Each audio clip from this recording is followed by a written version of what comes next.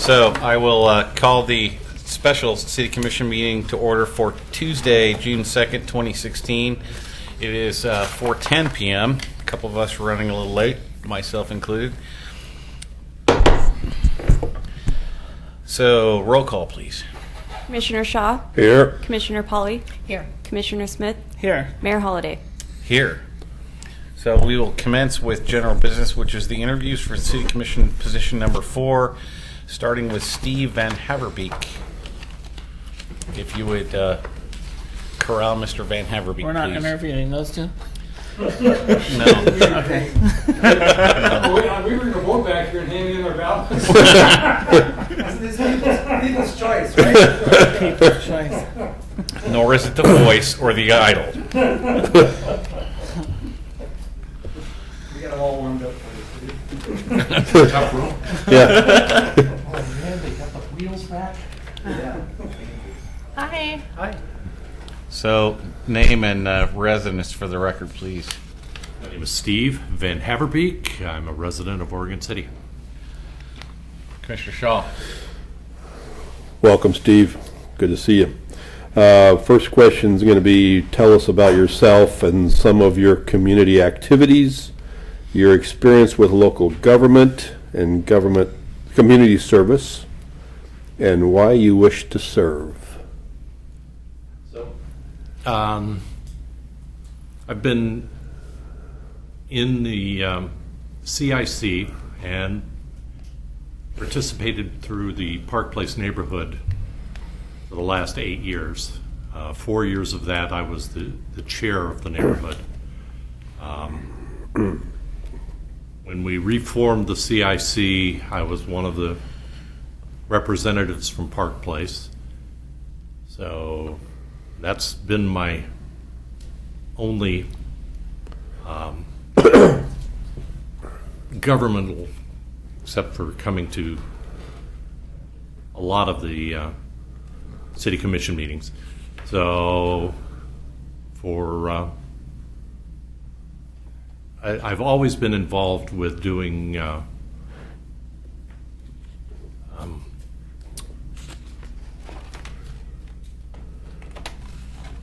helping out and helped build 3 playgrounds and worked with homeless shelters. I'm involved in the city cleanup every year. And the reason that I would like to participate is to continue to have a voice in government, to see that we continue to grow in a sane, reasonable fashion. Great, thank you. Commissioner Polly. What do you see as the role of the City Commission in the decision-making process of the city? Well, the City Commission has to set the goals of what they want to see the city do, at which point it goes to city manager for implementation. City manager has to provide enough input to the city through himself or staff so that the city commission can make informed decisions. So that's what I see it as. Great answer. What is your understanding of the commission, city manager, and staff relationship? Answer the wrong question. Kind of close, wasn't it, huh? That's pretty close. Yeah. So that's Same as above. All right. Yeah. Ditto. Yeah. Mr. Smith. Are you familiar with the current City Commission goals? And if so, would you consider any of the goals more important than others? Uh-oh. Oh, there you go. There we go. Yes, I'm familiar with the goals. And actually, I think goal 5 is the most important. You got to maintain a strong fiscal health and long-term stability. But in order to get there, We need to continue with an economic development. So goal 1 has to drive that. So those are the two that I see working hand in hand and are the most important. Commissioner Shaw. Thank you.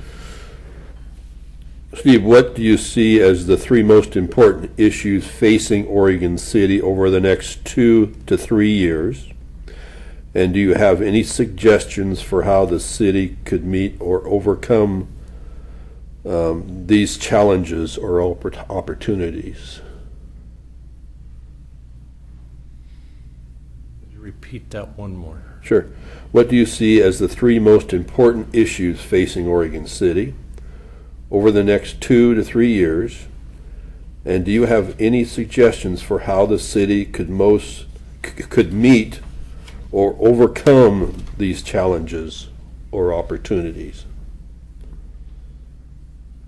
The biggest challenge that we have in the city is the loss of jobs. It's been going on since at least the time that the mill closed. I don't think it helped that Kmart is gone. And we need to have some way of getting jobs back in the city. We can do something with the industrial out at Beaver Creek. That would be a very helpful thing. We can do something at the landfill and have some construction jobs going. It would be, for at least the next couple of years, would help that situation. So other than that, we need to promote tourism, get the legacy site up, running, do something. All right, good, thank you. Thank you. Commissioner Pauly. What is your view of the overall economic health of Oregon City, and what do you think we as a city can do to promote economic development and overall business development, including assistance to existing businesses?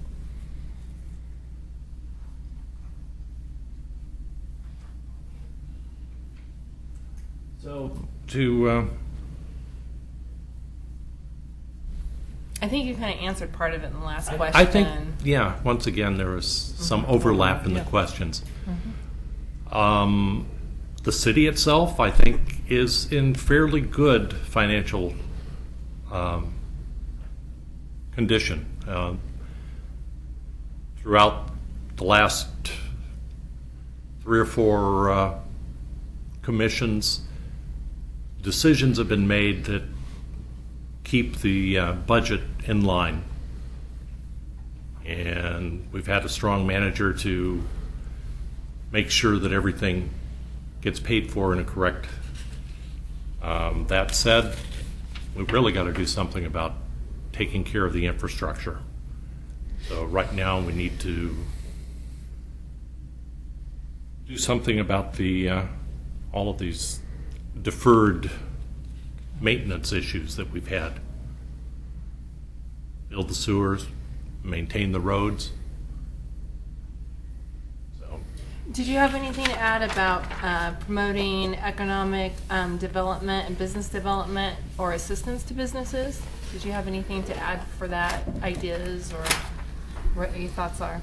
well, some of it can be done through the urban renewal, if they're in the urban renewal zone. Others, I'm not sure what can be done by the city to promote businesses that are outside of the urban renewal district, where what sort of program can be used for that. Okay, thank you. So the next one's mine. How would you address the fact that the city commission has sometimes made unpopular decisions, and how would you relate to individuals whose opinion differs significantly from your own? Happens. So we've had that issue in the CIC. We've had that issue in Park Place. In just about every organization, there will be decisions that are being made that are not Unanimous? popular. There you go. And there will be people second guessing it, and always another side to each issue. So So the question is, how do you deal with that?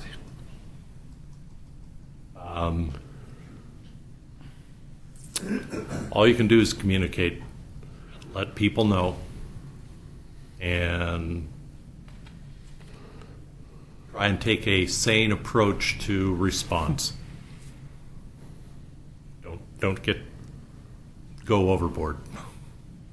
Commissioner Smith. Tell us what you know about urban renewal and how it's used in Oregon City.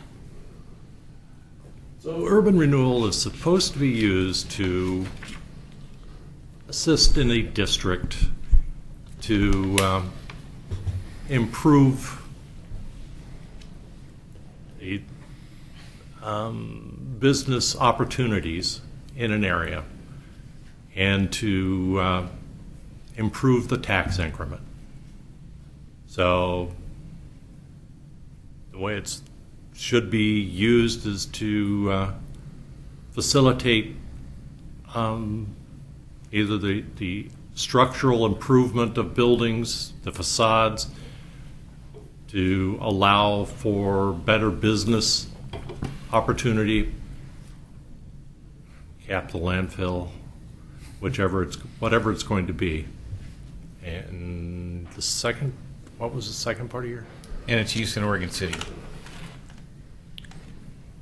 So we have Which you kind of so said. you have an understanding of urban renewal. Yeah. That's clear. And I guess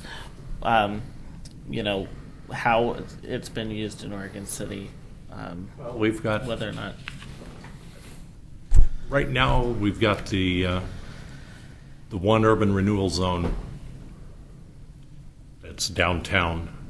We've had the 7th Avenue, we've had the red soils. So we've had various districts, but that's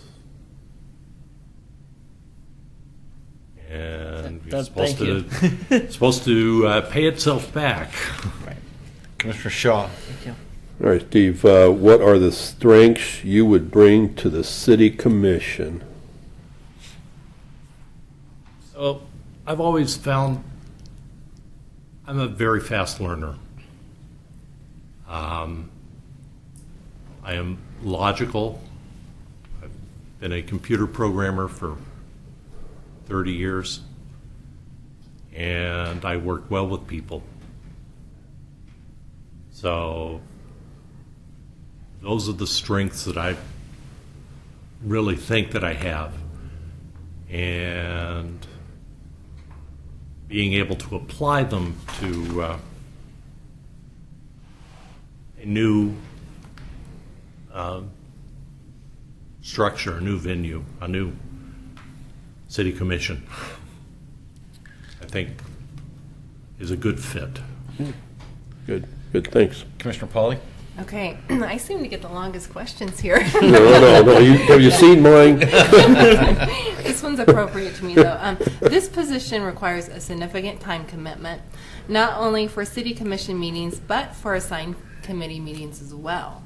Tell us about your availability to devote adequate time to this position and any interest in specific committees or projects. That's a different.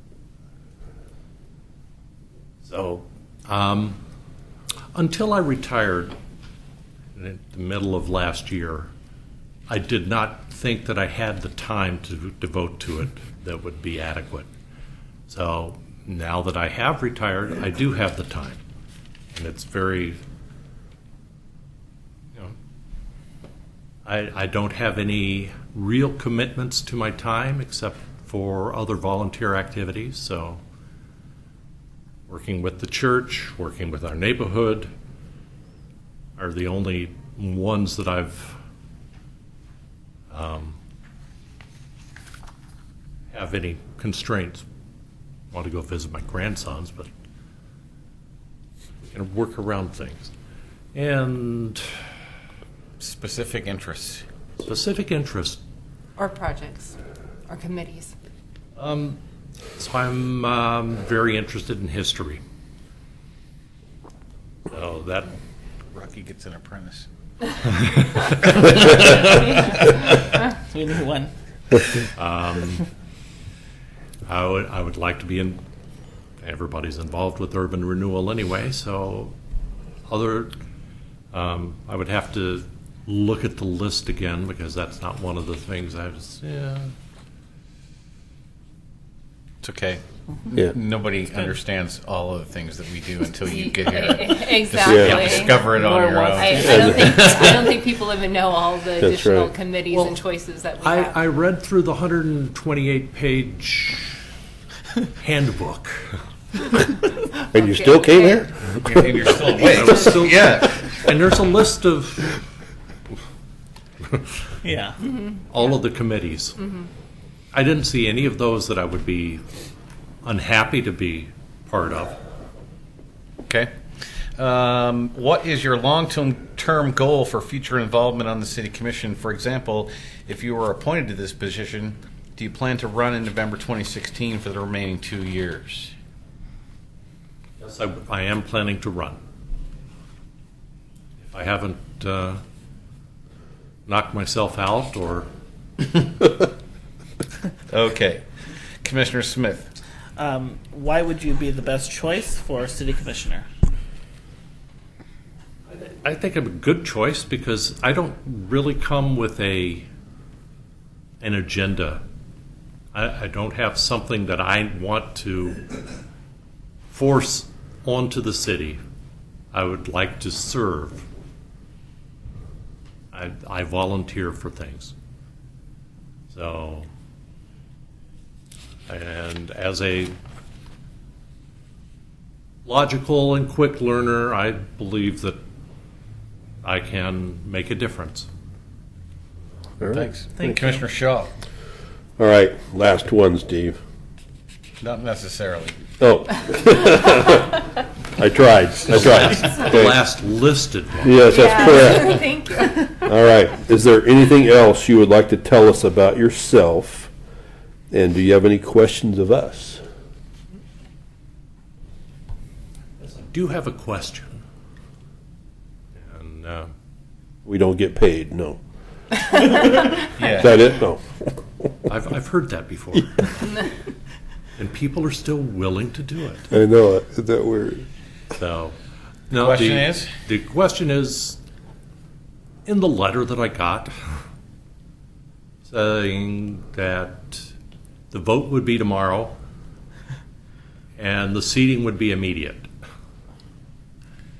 So would that be here tomorrow and take my position if elected? Or The city commission has a wide latitude for this, so the consensus among us tonight is that we're going to take the 11, we're going to rank them 1 through 3. Each individual, the assistant city recorder is going to rank those. If it turns out that we have a top 1, then we will officially vote on that tomorrow night. If there is not a consensus in that vote, then we're going to have a discussion tomorrow night, and we are not required to make that decision tomorrow night. So it's really, that's as Ed Sullivan would say, it depends.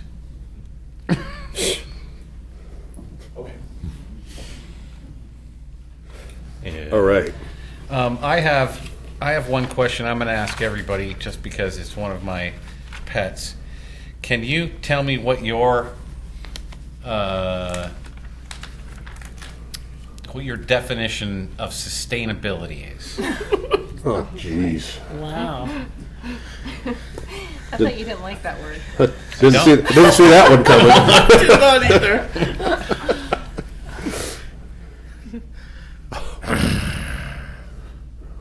It's not a trick question. No.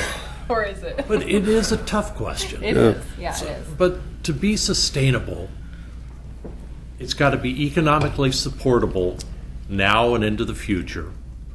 It's got to be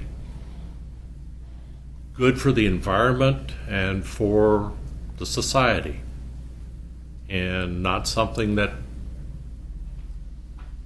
you can't maintain forward going. Okay, thank you.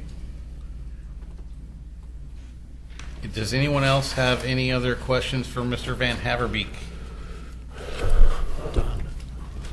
No, I don't have a question. I just appreciate you putting your name in the hat here, Steve, and wanting to join this group up We here. had to get somebody had to be first, get it started, Yeah, and then Yeah. you get to spend the rest of the night interviewing us. that's right. Thanks, That's right. thanks for offering your name up, Thank and you. we Yeah, that's appreciate you right. coming. We Thanks for your appreciate time. it. Thank you. Thanks.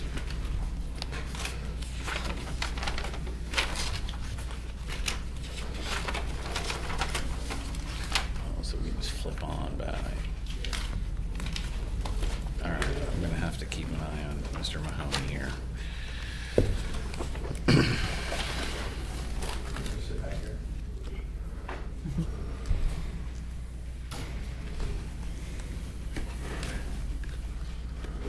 Is this a formal affair? I've got to hear that. Good. I did too.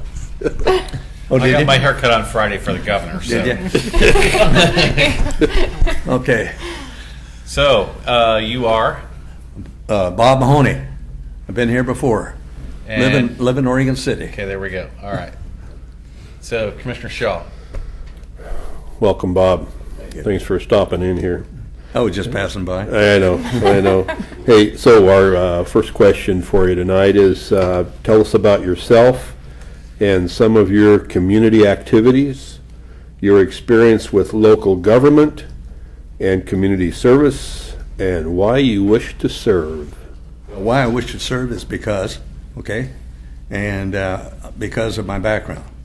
And my background is, I got a master's degree in public administration, started the planning department in Lake Oswego, first one they ever had, and put together a planned unit development of 680 acres, and it took about 2 years to do that. Passed the first planned unit development ordinance in Oregon 680 acres. What was that development? on Park. There we go. And we made sure the pipes met and the streets joined and things of that nature. I was planning director of Wilsonville for 3 years, planning director out at Canby for 18 months, thereabouts, and serve on, and assistant zoning administrator of Clackamas County. And that's where I got started, and completed a land use survey of the Portland metropolitan area for the Metropolitan Planning Commission, which is now Metro. I'm on the Planning Commission here in the city and the Traffic Advisory Committee, and just got appointed to the Urban Renewal Budget Committee, which meets every 2 years. Thank you, Mayor. Thanks for your service. Every 2 years? I'm going to be busy on that. Yeah. Okay, and the reason I want to serve is I want to follow through, not that, I've got any big agenda or axe to grind, but I feel very strongly about the Blue Heron Legacy Project. I really do. That is going to change the pulse of this community significantly. I have an interest in traffic safety and the traffic system in Oregon City, which I think is the backbone and the lifeblood of any community, and commerce and traffic safety and things of that nature. And the other thing is, I think that we're living in some really interesting times about what's happening in this country. And I think the action and the facilitation of good public policy is going to be at the local level. And I want to be a part of it. And with this background that I have, I think it would go to waste if I didn't use it in some capacity. And rather than go on and on, that's pretty much it in a nutshell. Good. Thank Commissioner you. Pauly. Well, this kind of backs on that. What do you see as the role of the city commission and the decision-making process of the city? Well, I think the role, I'm a process guy, and I'm a technician, if you will.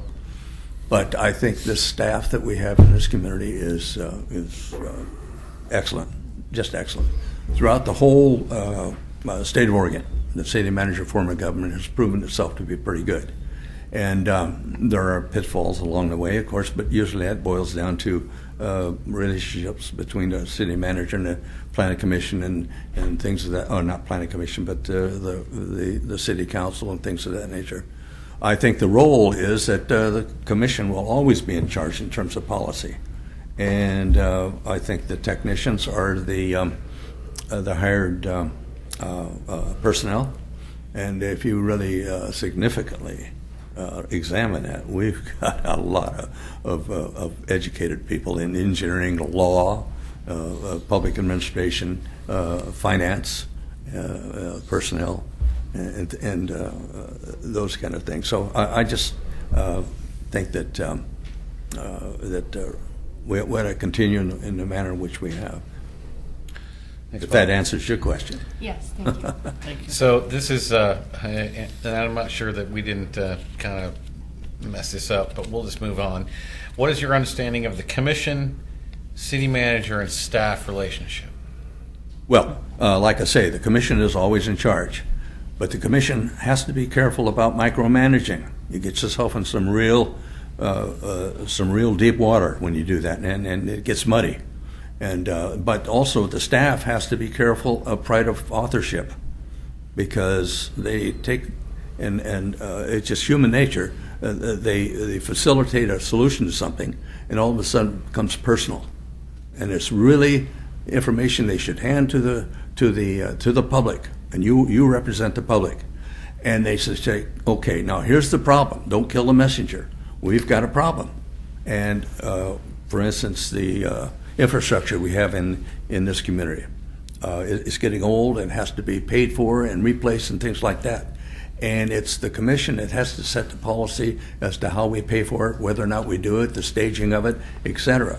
And then you hand the ball over to the staff, and they're the ones that implement it through bringing to you the method by which it ought to be done, either through contracts, bonding, LIDs, or things of that nature. And you work together. You work together. There's nothing that we can't do in this community if we work together. And we do it by consensus. We support each other. There's always going to be these little bit of differences here and there, but don't get your personality bent out of shape to the point where you can't do something, and don't overanalyze it with paralysis by analysis. Identify the problem, who's going to do it by law, yada, yada, yada, and then get on with it and do it. And keep it open to the public so they understand what you're doing. Because if you do it without acknowledging what the problem is and how we're going to approach it, then you're asking for trouble. Commissioner Smith?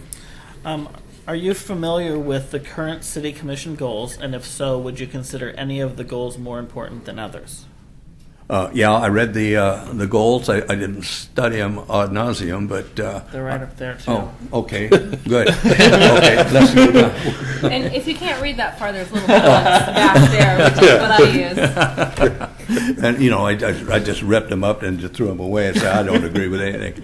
But I agree with what you've done, and I think that what you did do, in other words, take on and establish goals, is good for the next people coming in. If you don't get them completed, then at least there's goals to. There's a milestone there. There's a cornerstone in which we can launch the next group of goals. But the only one I don't completely agree with is the location of the maintenance facility. I think that I agree with the mayor that it is the only thing that we have on the horizon right yet, or right now. But sooner or later down the road, that's got to be someplace else. And in the meantime, I think we ought to continue looking, but I think we ought to upgrade what we've got too.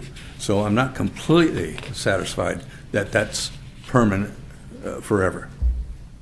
Commissioner Shaw? All right, Bob, what do you see as the three most important issues facing Oregon City over the next 2 to 3 years? And do you have any suggestions for how the city could meet or overcome these challenges or opportunities? Well, I think one of them was on TV the other night, and I think that the Tri-City Service District is something right now that we ought to be addressing. It's a political football that's being kicked around pretty much by the county, and I think the city is forcing the county's hand on representation. I want to be represented on that, and when I say I, that's the public. That's a shame. That is really a shame that the county hasn't taken the initiative to open that up and make it comprehensive, so the tax-paying, fee-paying public is not represented. The other thing I think down the road is going to be water. It's going to be an issue statewide, especially if this drought continues to move north, and if it's as serious as it could get, then we're going to have to be facing low water levels, and then that leads to the question of domestic water supply for West Linn and the city of Oregon City.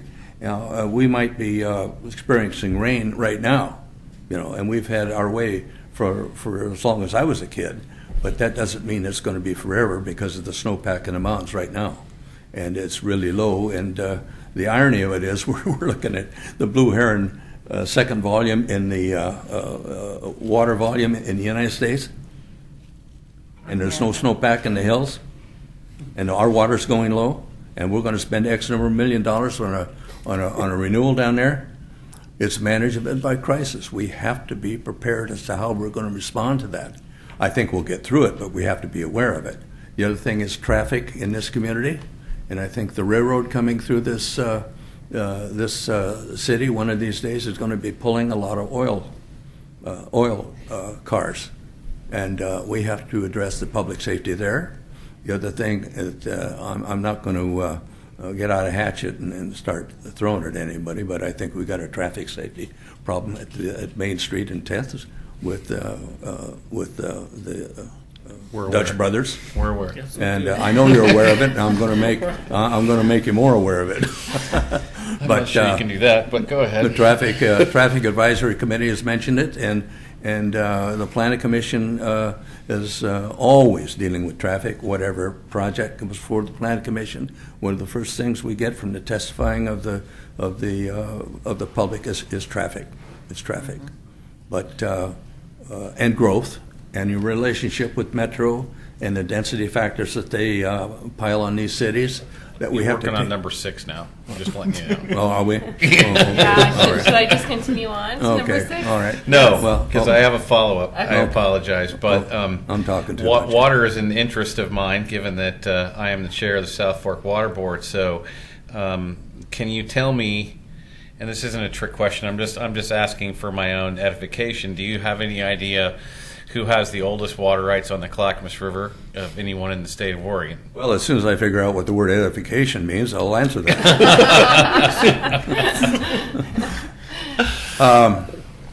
Oldest water rights? Well, I would imagine it's probably Oregon City. It's South Fork Water Board. Is that? And so I think of all of the issues that we have, water is probably the lowest priority, given that,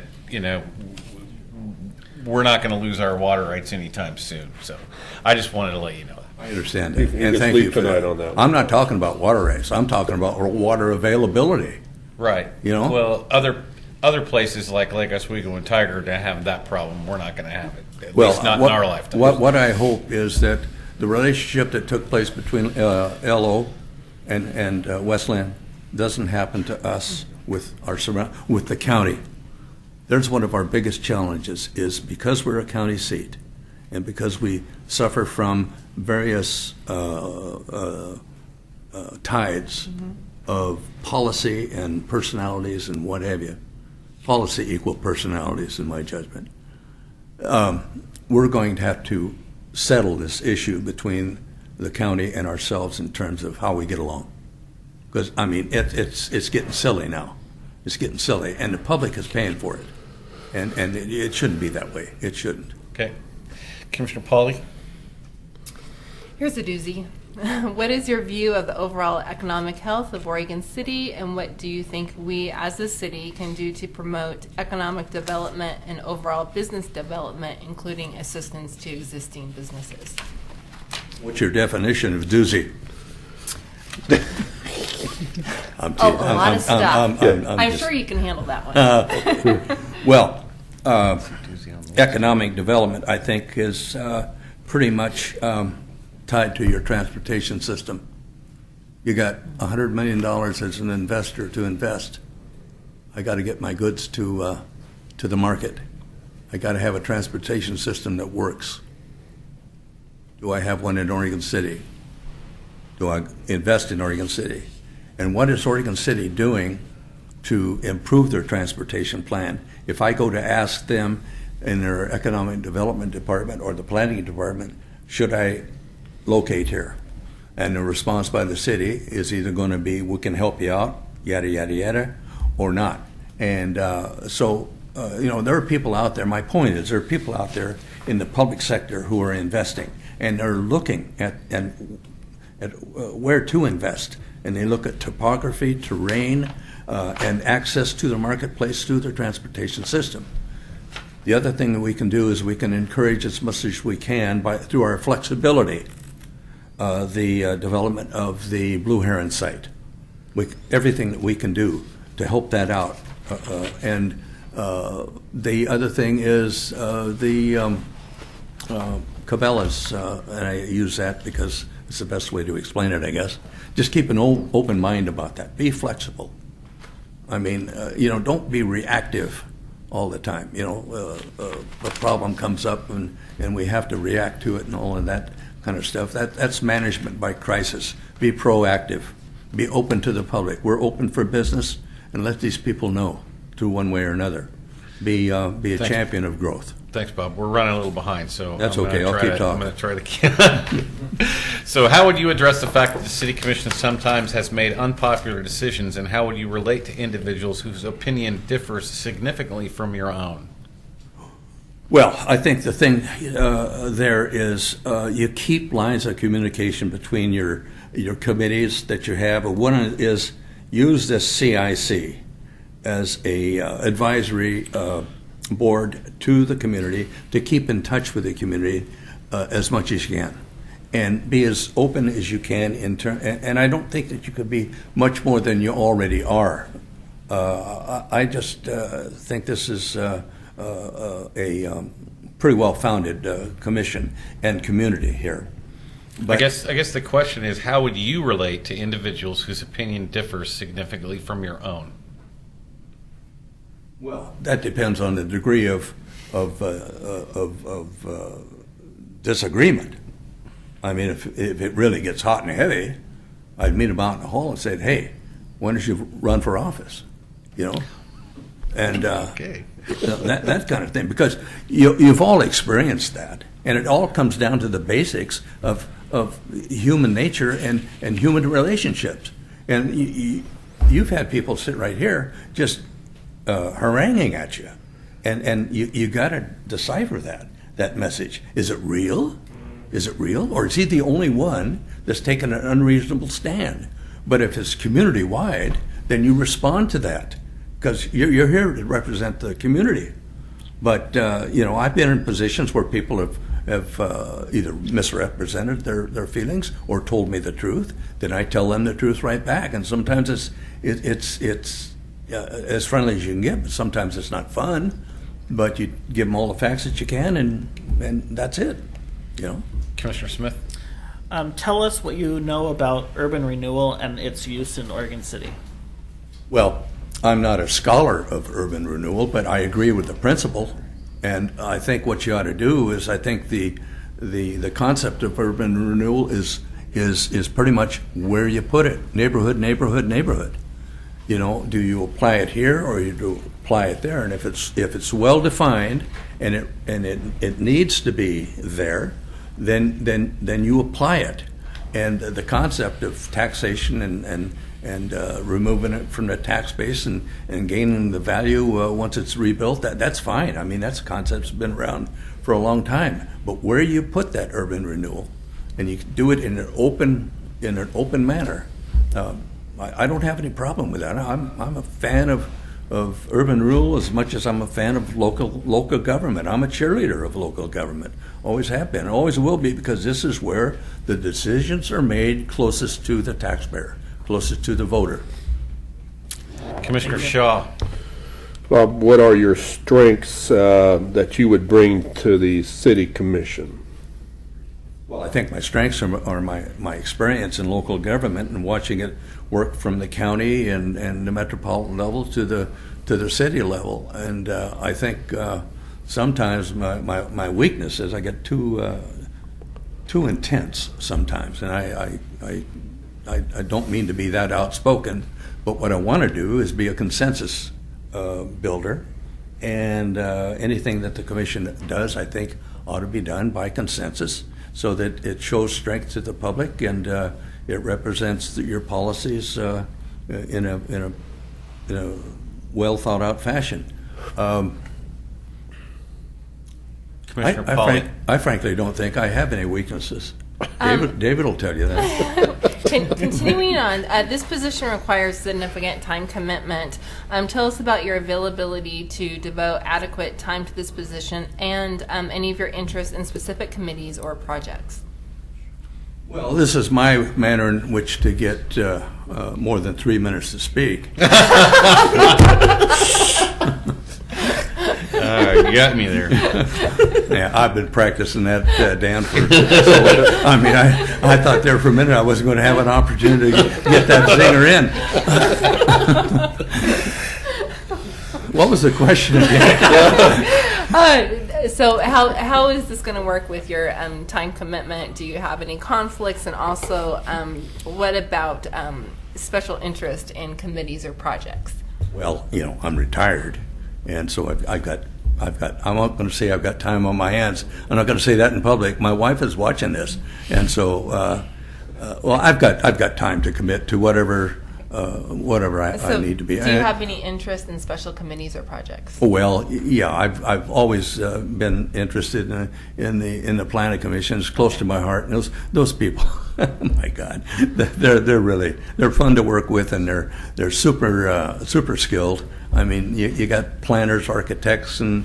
Do you have any other committees or interests? Well, I've got the TAC committee, traffic. Okay. I enjoy those people. Okay. And, you know, I really haven't got too far involved in the urban renewal budget committee. So, but, you know, if appointed, obviously, you know, I can't serve on those, but I'd be interested in doing what I can to, and my real interest in the community is traffic safety in our neighborhoods. Okay. I really, really think that a groundswell of using the structures of the neighborhood associations, CIC, to get these people involved in traffic safety in their own communities would raise the interest in those neighborhoods in terms of participation. Okay, thank you. Yeah. Thanks, Bob. So let's try to keep these a little shorter. What is your long-term goal for future involvement on the City Commission? For example, if you're appointed to this position, do you plan to run in 2016 for the remaining 2 years of the term? Well, that would make me the oldest serving public official in the state of Oregon. And probably, yes. No, that's not true, actually. So, but moving on. Oh, is that right? Is there somebody else? Yeah, there's a guy in, I don't know, we met him at the Portland State thing. He was 92. Is that right? On a city I have to commission. talk to him. Yeah. We had to wake him up every once in a while. But Eastern Oregon. Yeah. Wait till you see me. Oh, that's why I sit over there. Well, no, it goes without saying that I'd be willing to run again. Yeah. Okay. Yeah. Commissioner Smith. Why would you be the best choice for city commissioner? Well, I've the experience I've had in public hearings, in listening to testimony and things like that, and trying to contribute to the conversation at the planning commission level and traffic level, and knowing the issues of the city. I think that I could bring those to the commission and hopefully make a contribution to the conversation. Thank you. Commissioner Shaw. All right, Bob, is there anything else you would like to tell us about yourself? And do you have any questions of us? No, I think I've pretty well covered the bases. No No questions? questions to you people? Yes. Oh, I've got 1,000 questions. Most of them, I just don't like you. No, I think that I just want to be part of a team that does the public service, and I think that what I'm looking at is good. I don't want to grandstand about this. I'm serious about what I'm doing, but you've got a lot of good candidates out here. You really do, and so if you don't choose me, that's okay. I know where you live. So, So the last question, and this is not one that was on the list, but I'm going to ask everybody, give me your definition of sustainability. Sustainability? Yes. Well, that's just keeping things going with what you have. Okay, then. That works for me. All right, Thanks for your time. That doesn't mean kicking the can down the road either. Appreciate you stepping up, Yeah. and we appreciate the volunteer work you do in this city. I expect you think I'm going to leave now, huh? Thank you. That or I have to call the OCPD to Thank pick you you. up. One or two. Thank you. Appreciate it. We appreciate your sense of humor. You betcha. We have two gentlemen on security right back here right now, Bob. so. Yep. All right, Damon. Who's next? Hello. How are you? Very sore. I tried to sit down in a chair and it rolled up underneath me. Oh no, I that is bounced not off good. the floor and my head off the wall. So Hopefully that wasn't That's at City not Hall. no. Okay. OCSD's insurance. There you go. Is the wall okay? Well, as far as I know. Okay, Mr. Maybe. Yes, sir. Name, where you live. Damon Maybe, live in Oregon City for past 51 years, up by the hospital. If you need a specific address, No. I can dump it. But Commissioner Shaw. Well, thanks for applying, Damon. So we got a few questions for you here. Tell us about yourself, some of your community activities, your experience with local government and community service, and why you wish to serve. Again. yeah, that last one's the. There you real, go. Okay. Well, I did hit my head. I admit to I that. know. That explains it. Okay. Let's see.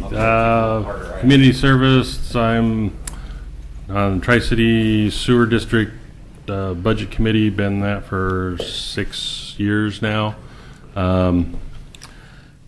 Helped restart the CIC after I lost my seat in 2008, and was the chair of that for a year. Then was a member for a year, and then I stepped back and let a lot of the new people kind of move in and take it.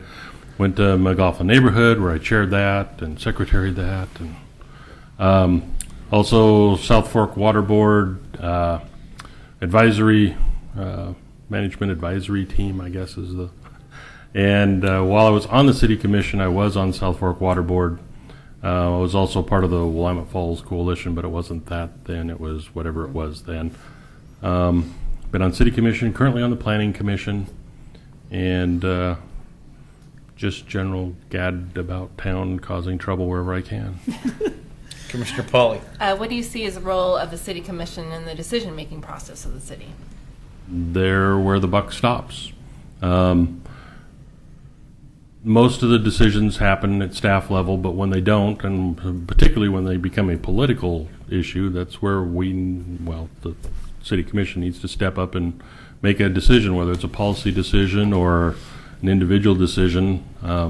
As the elected representatives, we have to be the ones who represent the will of the people. Sometimes that means Tony's not here, but sometimes it means that planning staff ends up having to do a 180 because there's been a change in policy or perceptions that have happened, and couple of times on Planning Commission we've had to do that. What is your understanding of the commission, city manager, and staff relationship? Generally good, but sometimes contentious. The commission is the people who hire the city manager. I know there's an issue about other staff, but from there on down, it trickles down from the city manager. The commission should not directly go and task staff, at least without informing the city manager. There are just simple questions that happen in the course of a board meeting. That's one thing, but walking into parks and saying, I want a spreadsheet of every square acre and creating work is not your job. Your job is to ask the city manager to do it, and he'll make it happen, or at least ask what it is you really need other than so it should be a team. That's the real key to the whole thing. Commissioner Smith. Are you familiar with the current city commission goals? And if so, would you consider any of the goals more important than others? You mean those?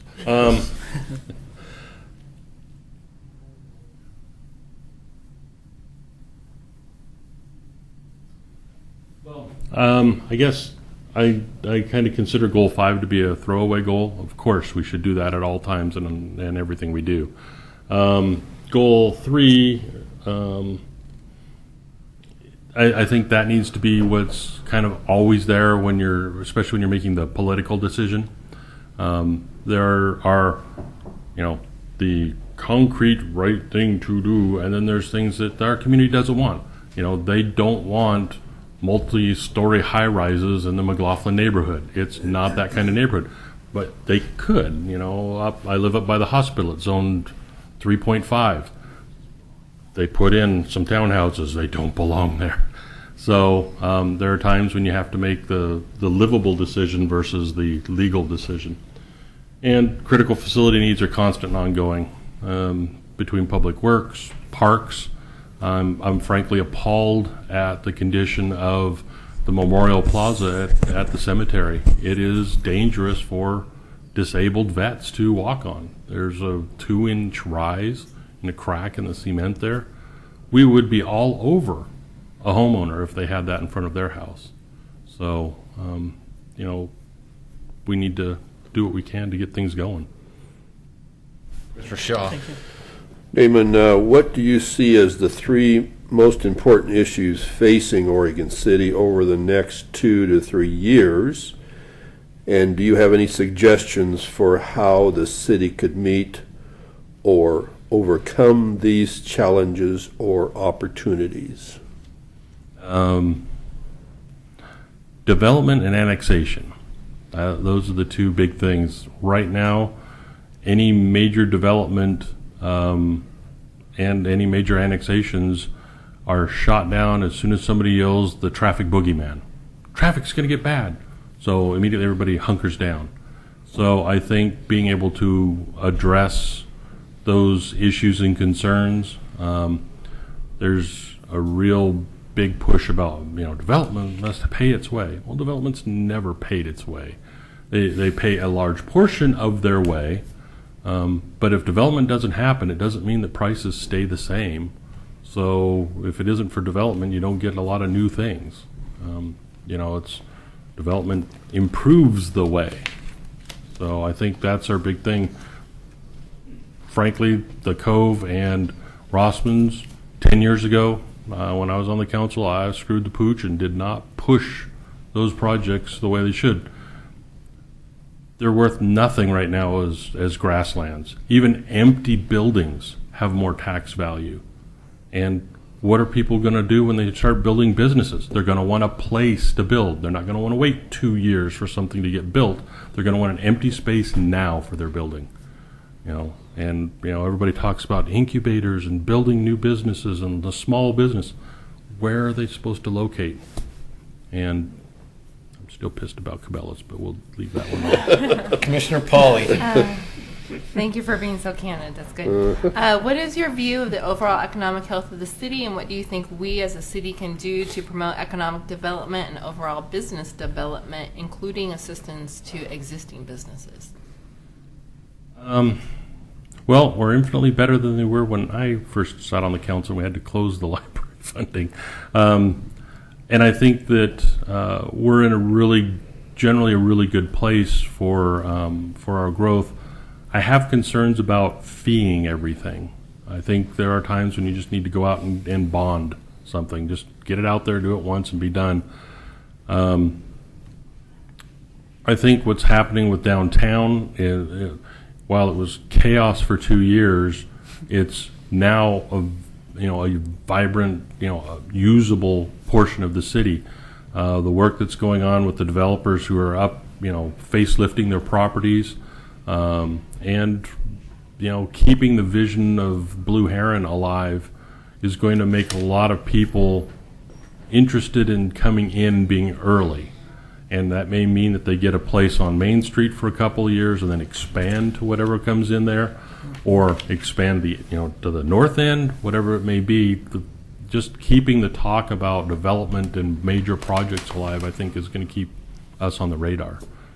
So you're supportive of the grant, of the Urban Renewal Grant, Storefront Grant and Rehab Program?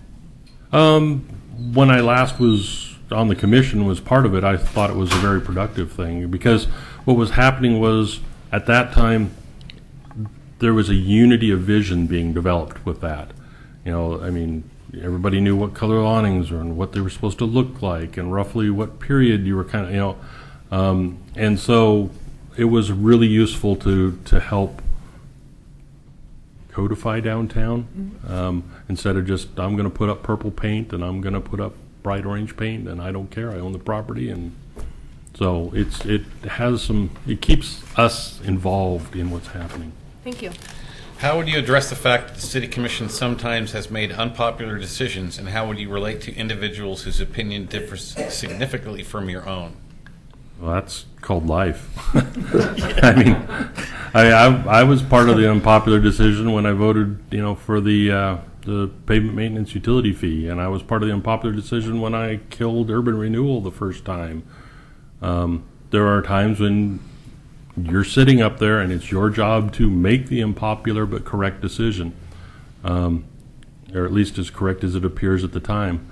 And when people disagree with you, they disagree with you. I was a labor union representative, so I used to disagree with managers all the time, but I could still go have a beer with them after the fight was over, because it's about that issue, not about necessarily the big picture. And you win this one, you lose that one, you win, So I've never had a problem with it. Dan and I ran against each other, and I'm saying I want to be part of his commission. That's what Oregon City should be all about. Disagree, but get things done. Commissioner Smith. Tell us what you know about urban renewal and its use in Oregon City.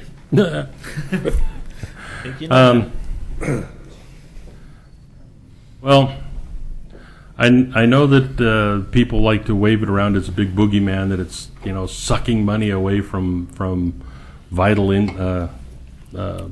needs, but to me, I think it has a lot of validity as long as there's a good concrete list of things it's supposed to do. The money that it put towards the jug handle project was valuable. I think that using it as seed money, there was some, how many millions were going to go into the Rossman project, blah, blah, blah.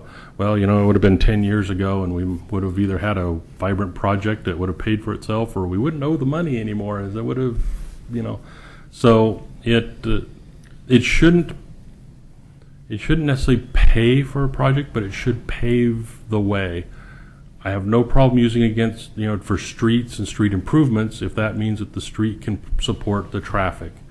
If there was one up in Beaver Creek, I think Beaver Creek Road needs to be rebuilt, because if it's going to be an industrial area, it's going to have semis, and that's exactly what urban renewal is for, is to make it possible for development to occur.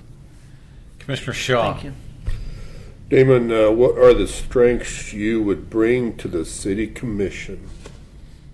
I I already know most of the issues. And I think, that I am someone who can, build coalitions, who can be, be on in a no or a yes group and still keep the other side involved. I tend to not talk unless I have something to say, which really used to upset the attorneys all the time because they try to explain things like, no, I'm building a straw man here. Let that guy keep talking. So I think, my decisions are considered and not knee-jerk or emotional driven. Commissioner Pauly. This position requires a significant time commitment, not only for city commission meetings, but for assigned committee meetings as well. Tell us about your availability to devote adequate time to this position and any interest in specific committees or projects. Well, when school's out, I'll be working all graveyards, so I'll have all sorts of daytime available. When school's in session, I'm a substitute teacher, so it's hit and miss, but I have the ability to block out days. So if there's like a regular, metro meeting or whatever, I can block those days and attend. So, I know about the packets, and I love South Fork Water, and I'm glad that we're fighting the fight there. I was glad I was on South Fork Water because, Alice Norris was a lovely woman, but she was willing to compromise our water rights, and I was not polite about how I thought that was inappropriate at the time. Mm-hmm. I'm a historian, so the Willamette Falls project, but the answer is, if called, I will serve. Wherever you need me, I will make myself useful. Thank you. What is your long-term goal for future involvement on the City Commission? For example, if you are appointed to this position, do you plan to run in November 2016 for the remaining 2 years? No, I'm going after your job, Dan. No, There goes Damon. Well, that's only one no. Security. Oh boy. But yeah, I would intend to fulfill the position. Long term, I don't know, but I definitely would fill out the 4 years. I mean, it's what you do. It's a 4-year commitment. Commissioner Smith, actually, technically, this is not a 4-year commitment. I understand that, but This is 18 months and then running for two more years. Which, just to editorialize, I think this would be a really good opportunity to switch to having 3 commissioners run and then the mayor and 1 other commissioner, because I think the mayor's position gets swallowed by the other 2 commissioners that are also competing for time in debate. And I think that might be, I don't know whether it's charter or whatever, but it might be an opportunity to make a switch. Thank you. The charter is the third rail of politics. Oh, I understand that. I've been there, done that. Commissioner Smith. And I think you've answered part of this, obviously. Why would you be the best choice for city commissioner? Well, I think for one thing, I can step in and get going. I mean, part of being on planning commission gives me kind of a leg up on a lot of the land use things coming in. You've got a lot of great candidates, but I've been there. I know the job. I know how to get going, and it'll be the smallest bubble I think you'll have. I can't talk about myself. Thank you. All right, Damon, there's your last question. Is there anything else? Well, I take that back. Is there anything else you would like to tell us about yourself? And do you have any questions of us? No, like I said, I've been able to dedicate my time to it. I think the 4 years I was a commissioner, I was a darn good one. I'm willing to make hard decisions. I'm willing to be unpopular. Even if I know I'm going to lose, there are times when I will be the devil's advocate because someone needs to voice that opinion. And sometimes I don't even agree with the opinion I'm voicing, but there are people who are too silent to come forward and voice those. And I think it's part of the debate, and it needs to happen. And I can do that. Thanks. Thank So you. there is one last question that was not on the list, but I would like to have your definition of sustainability. Wow, my definition, as opposed to my definition is that it has the least impact beyond the local environment. So if we can do things close to home, if we can reuse things rather than import things, then to me that's what sustainability is. It isn't necessarily solar panels everywhere, but if the lights can get turned off, and if we can generate the electricity locally and not ship it from California, I mean, carbon footprint, I guess, is kind of the sustainable buzzword now. Okay, thanks. Thanks for stepping up. Yeah. Appreciate your Yeah, thank earlier you. service. Thanks, Damon. Thank you. Thanks. Have fun. I do have one other question. Yes? I'm potentially working tomorrow night. Do you have a rough? I mean, are you going to make any short list tonight, or is it? The idea is we're going to try to come to the top 3, if not the top 1 tonight, and then we will be making a decision possibly tomorrow night, possibly at the next commission meeting. We haven't made that determination yet. Okay, I just thought maybe you were going to wait and try to fill the audience for once with 11 people at least in one of your meetings. But I've sat there and saw nothing but an empty room before. I know it had happened. So. And I got no problem with an empty room. I don't either. That's down in public I'm comment. going to take 2 minutes. Okay? See a man about a cow.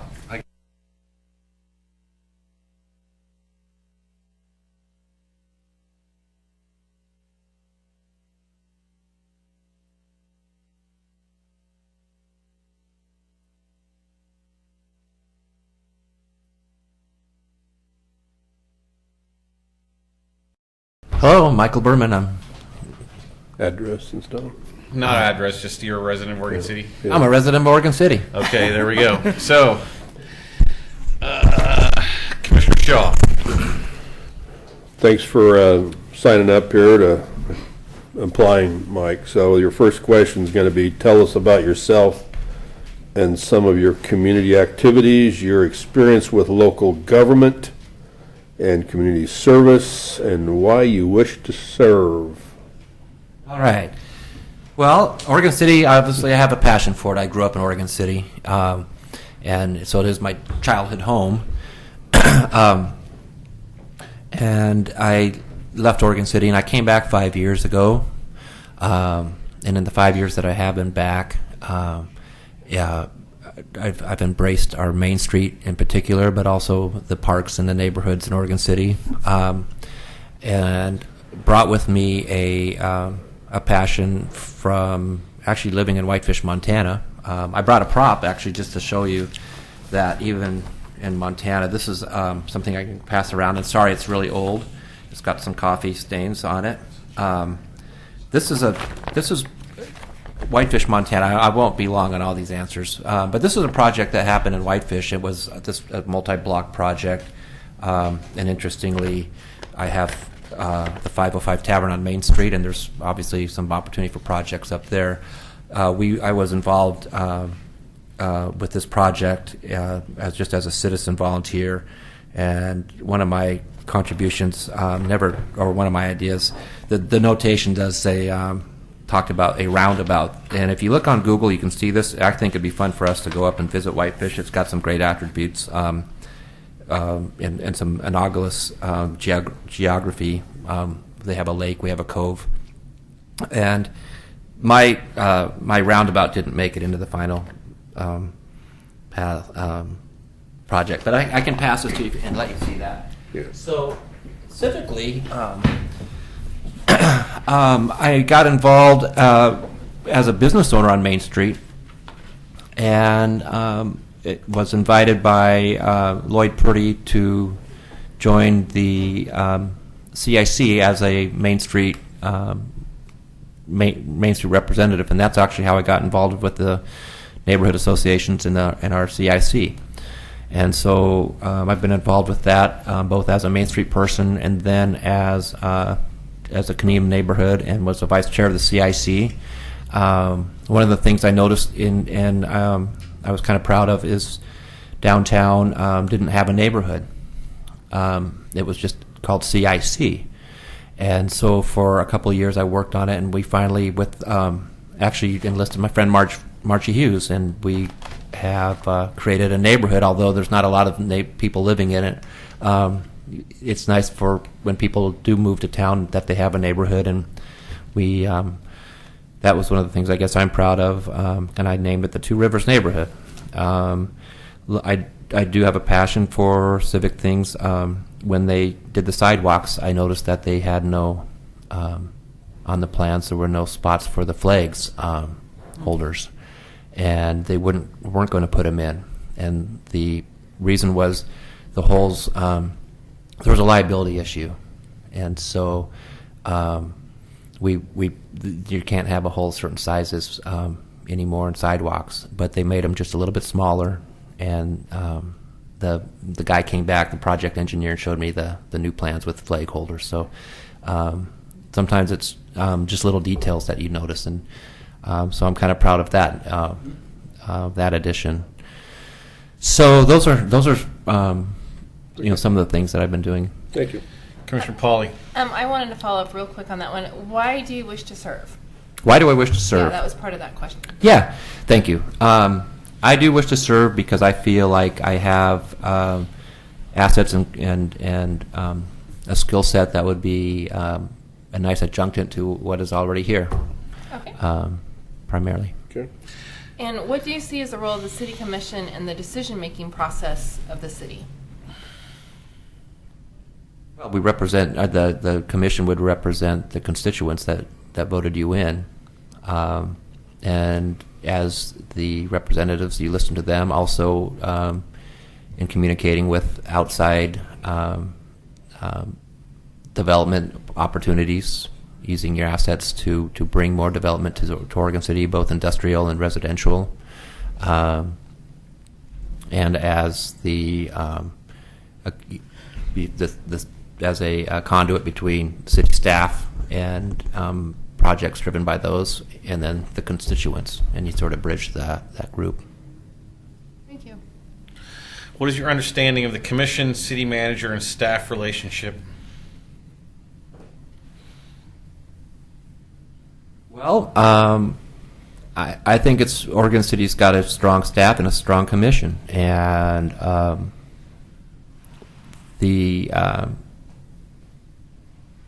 an interesting question, because I think that that we hired the staff, and obviously they do work for us, but they have an education and a skill set that nobody here has, and nobody probably running for this job would have. But on the other hand, you represent the constituents, and maybe there's a synergy, and I guess a trade-off on who's, you guide the staff and ultimately listen to them and follow their directives, but maybe even if it is the right option, if the city as a whole, your constituents feel like maybe they aren't, it's like talking about roundabouts. We were going to have one down at River Shore area, and that was sort of staff driven, but ultimately it got dropped. And I think that's kind of an case example of where sometimes staff isn't going to always maybe get what their skill set tells them to do would be right. And then it looks like we're going to have a roundabout up on Lynn Avenue, and that seems to be the right place to have something like that. Maybe that's not, I don't know if that's kind of a esoteric answer. Commissioner Smith. Are you familiar with the current City Commission goals, and if so, would you consider any of them more important than others? The goals that I hear the most of are the ones that are in the paper, I would imagine the most, and that would be the Cove. That would be Beaver Creek Industrial Development.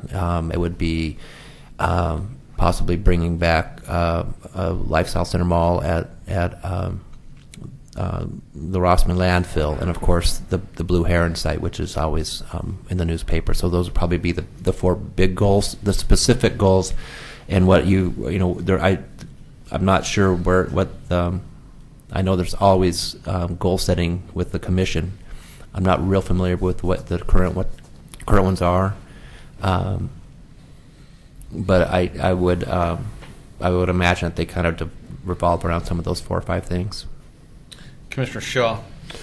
Mike, what do you see as the 3 most important issues facing Oregon City over the next 2 to 3 years? And do you have any suggestions for how the city could meet or overcome these challenges or opportunities? Well, the police station is a big one, just because there's a time constraint on it. That would be one of the big things that you're looking to get done.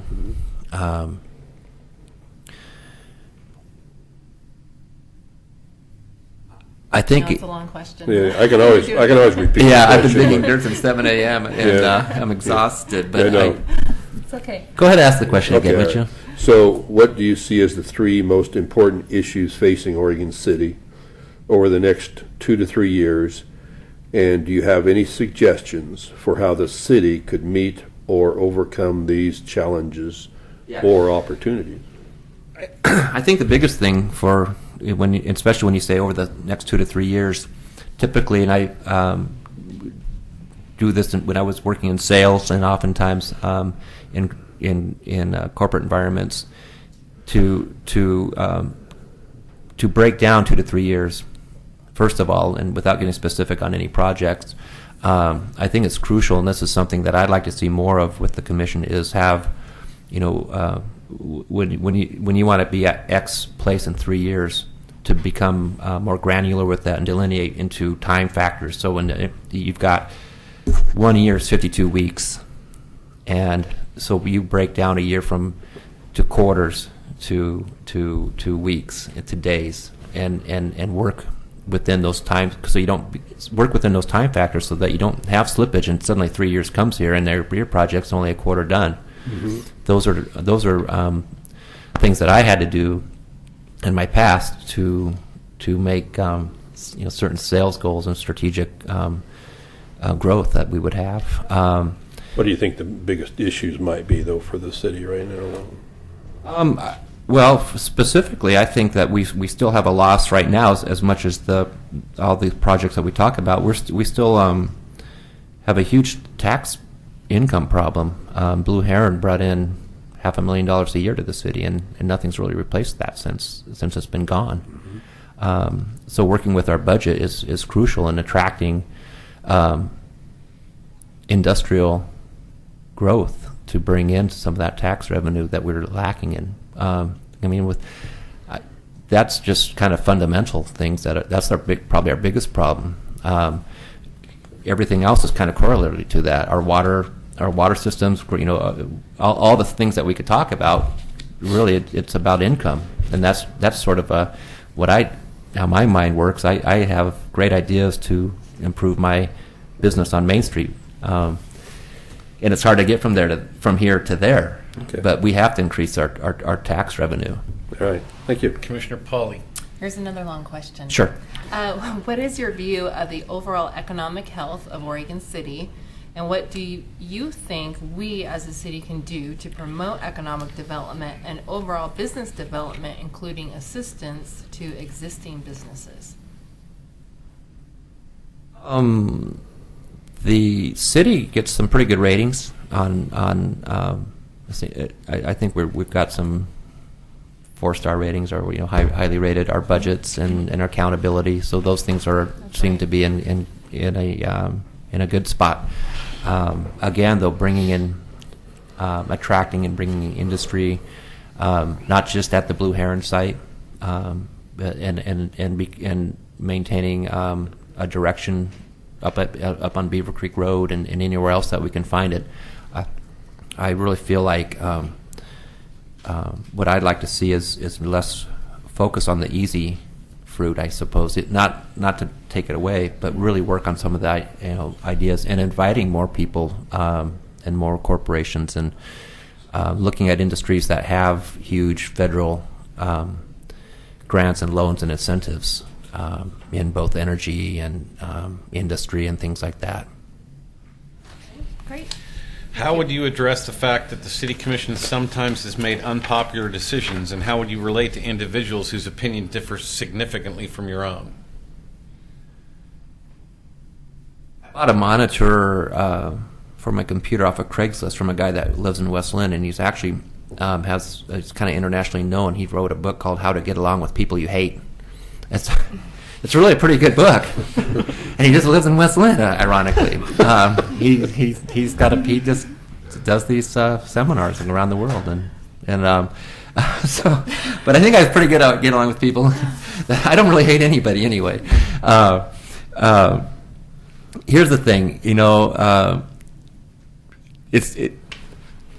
being popular. I think Steve Jobs said that you don't want to be popular as a manager. You just want people to like you, and sometimes people are too worried about being liked, and making tough decisions doesn't mean they're going to like you. I had a job a few years back, and I had to, unbeknownst to me, I'd be the hatchet guy, and I had to fire the entire staff, 18 people over 2 years, and I ended up hiring 23 new ones.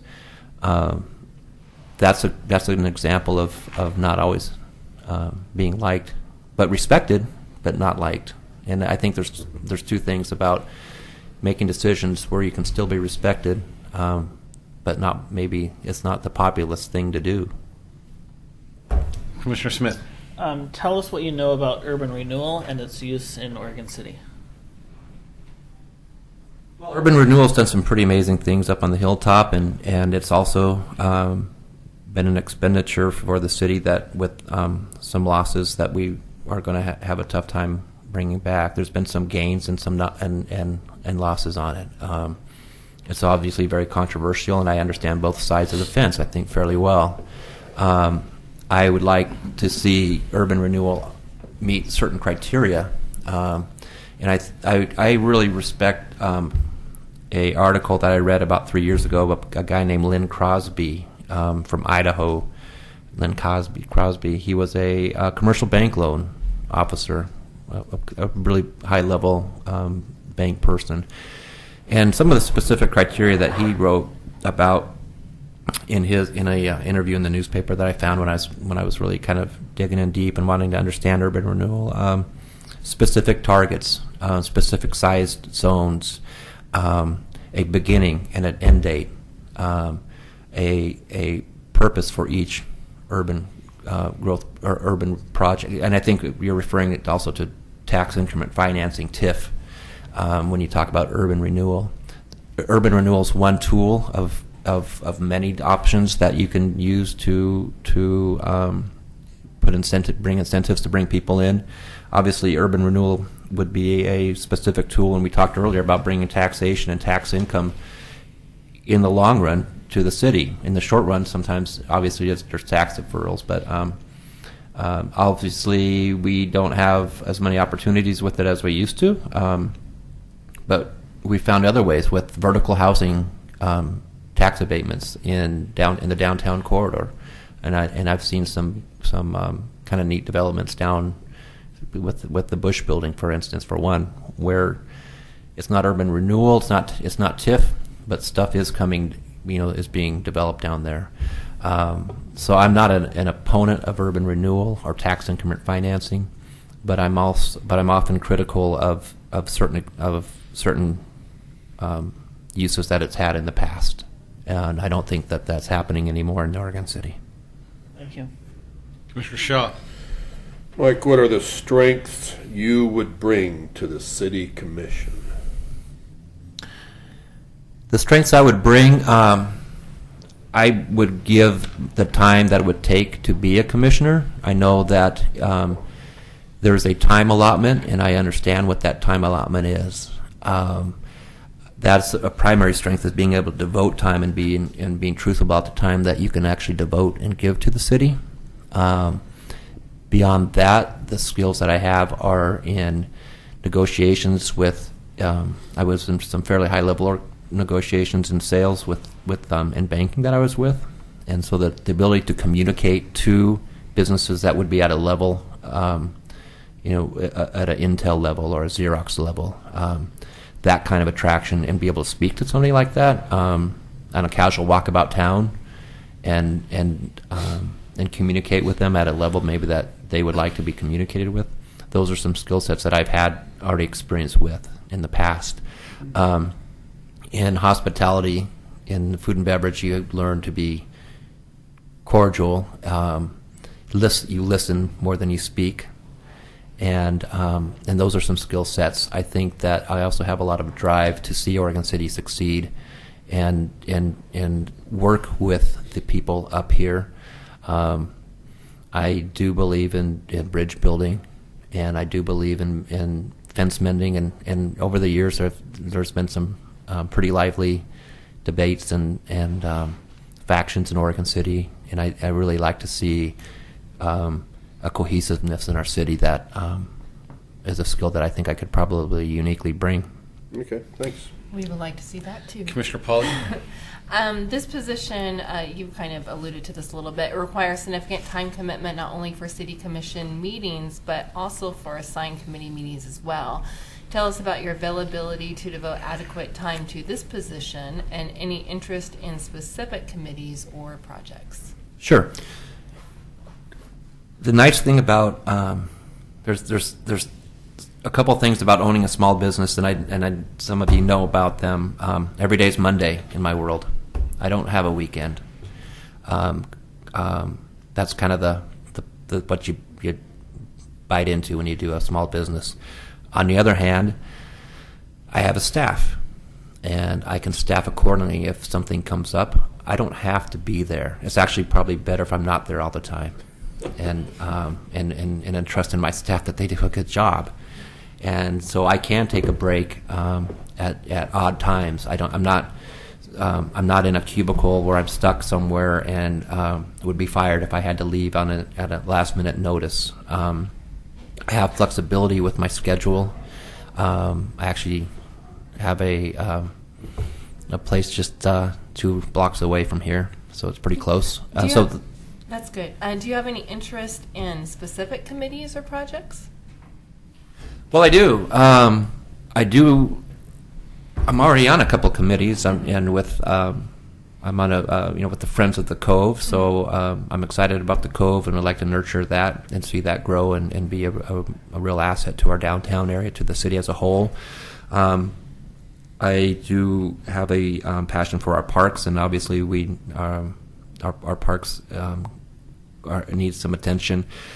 Bringing people and being on a committee that would bring and be able to communicate to groups like, just for example, at a Xerox or Intel or even a Danner Boot level, and bring that kind of a business to our town. So I would say parks, the natural aspects of our city, and working with bringing new business to our city. Finish my notes here. What is your long-term goal for future involvement on the City Commission? For example, if you were appointed to this position, do you plan to run in November 2016 for the remaining 2 years of the term? Great question. I don't know what's going to happen in 2 years. I would imagine that I would.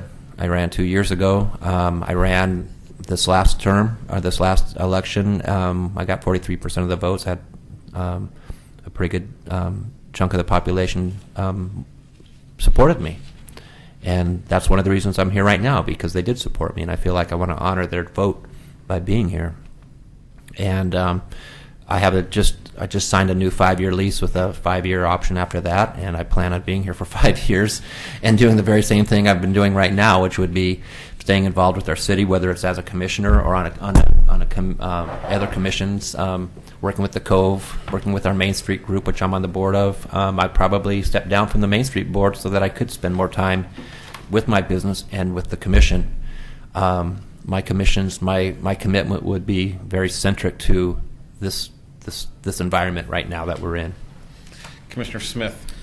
Why would you be the best choice for city commissioner? Well, when I was sitting out there, I don't know that I would be the best choice. I feel like I'm the best. I feel like I'm the best choice. But then I look and I see some of my peers out there. One of them has a very good, strong military background. I don't have that, but another one has an analytical background with in computers, and I admired that. I just saw somebody that's a new friend. There's so many attributes out there individually. I do think that I've been active with our city. At that paper I showed you, wherever I go, I'm pretty active. I was active at Whitefish, Montana. I'm active now. I have a passion for it. When I was growing up in Oregon City, I was active in our city, in our community, selling little maps of the city for the Tri-City Chamber when it was a 3-city chamber at that time, and I'm active both with fraternal groups, the Optimist and Elks and Rotary, and not so much Rotary right now, but I've had an interest in those. So I do think that I'm a well-rounded person. I bring something a little bit unique in the sales, and that I have been able to travel to, lived in Whitefish, Montana for 10 years, which is a tourist-based city. I've worked with over 1,400 merchants in Montana. And so on the business aspect, I think I have a pretty deep level of business. I've always been kind of an entrepreneur, and you have to work really hard and be passionate and keep your schedule full when you're an entrepreneur. You can't kind of just coast. And I think that I wouldn't be a coaster if I was sitting in a chair up here. I think I'd be a very active person. I don't mind leading. I'm a really good follower. And typically, the way my management works down at my business is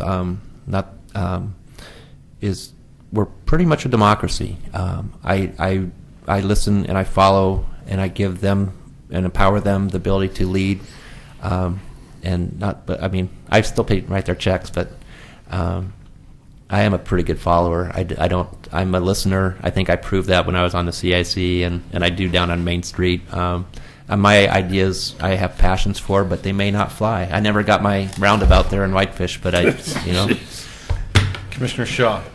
So, Mike, is there anything else you would like to tell us about yourself? And do you have any questions of us? Oh, I do, but you guys are running late.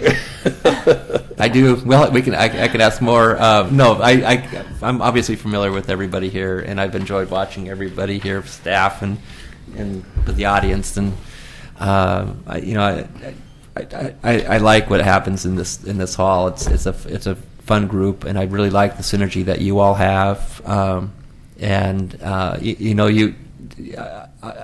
obviously been involved and wasn't on the winning slate of candidates, but I think all along I can shake everybody's hand and did and always have, and the most important thing for our city is to be cohesive and have a clear message, and not have different messages shooting off and around for the success of our city and for the continued growth that we already are experiencing. All right. Thank you. Thank you. Sure. Thank you very So much. there's one last question Sure. that I've asked everybody, and if you could keep this as short as possible, I'd Yep. appreciate it. But what is your definition of sustainability? It's his little pet word. Yes. He loves it. Yeah, he does. Well, he says he doesn't, but he does. economically, fiscally, environmentally. Whatever. We don't care. I have a short definition. I'm not sure I want to. God, it's such a ubiquitous word, and it's a tough one to define. That's a Very great question. good. How Good about answer, that? Mike. Okay, I'll there work you on go. that answer. All right, thanks. All right. Anybody got my picture map on the white? Yeah. Okay, so Thanks for we're going to applying. go ahead and take our dinner break at this point. We are? Yeah, we were supposed to take it at 5:30. What about Darcy? Well, they just keep stacking up. That's the problem.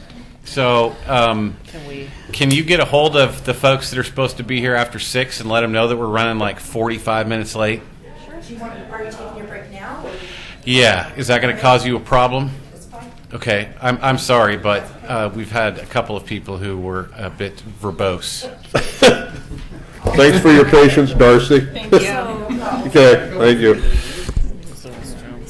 Can we fairly? Oh, so we're going to recess for a break for, I don't know, let's try to keep it to like 15 or 20 minutes. Yeah, that's good. We can do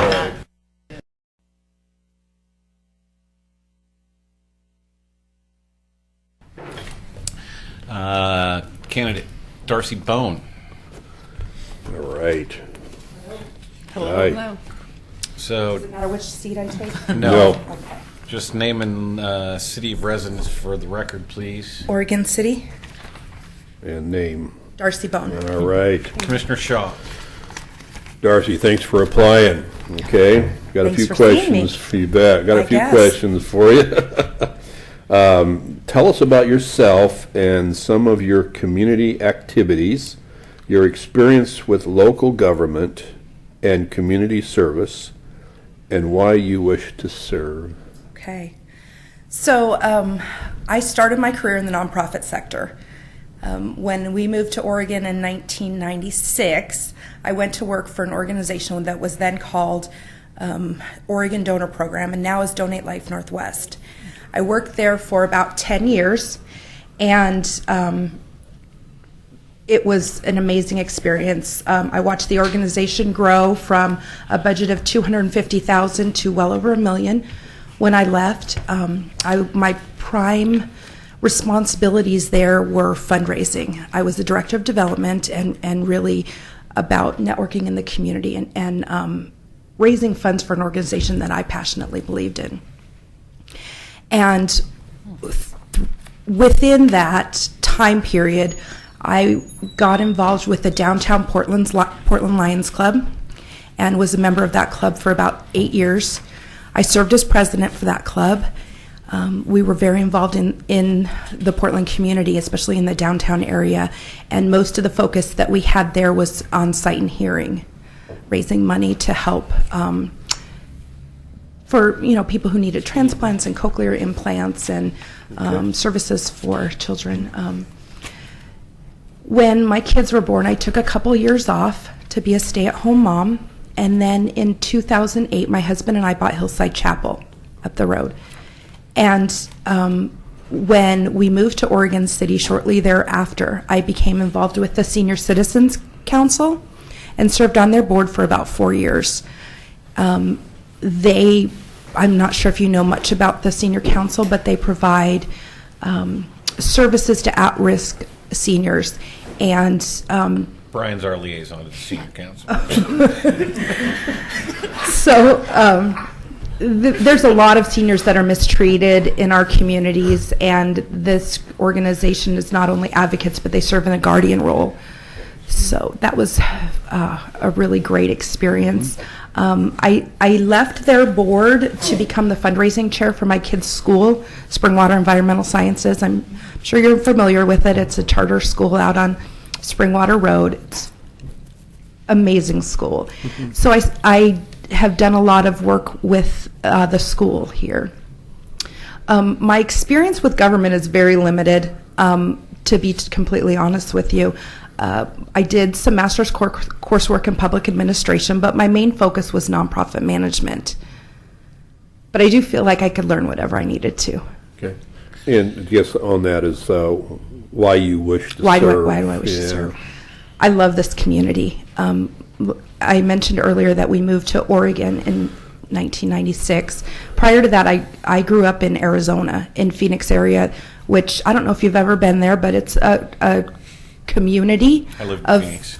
of 5 million people, and with a tremendous amount of urban sprawl, and it really feels like you're living in a concrete jungle.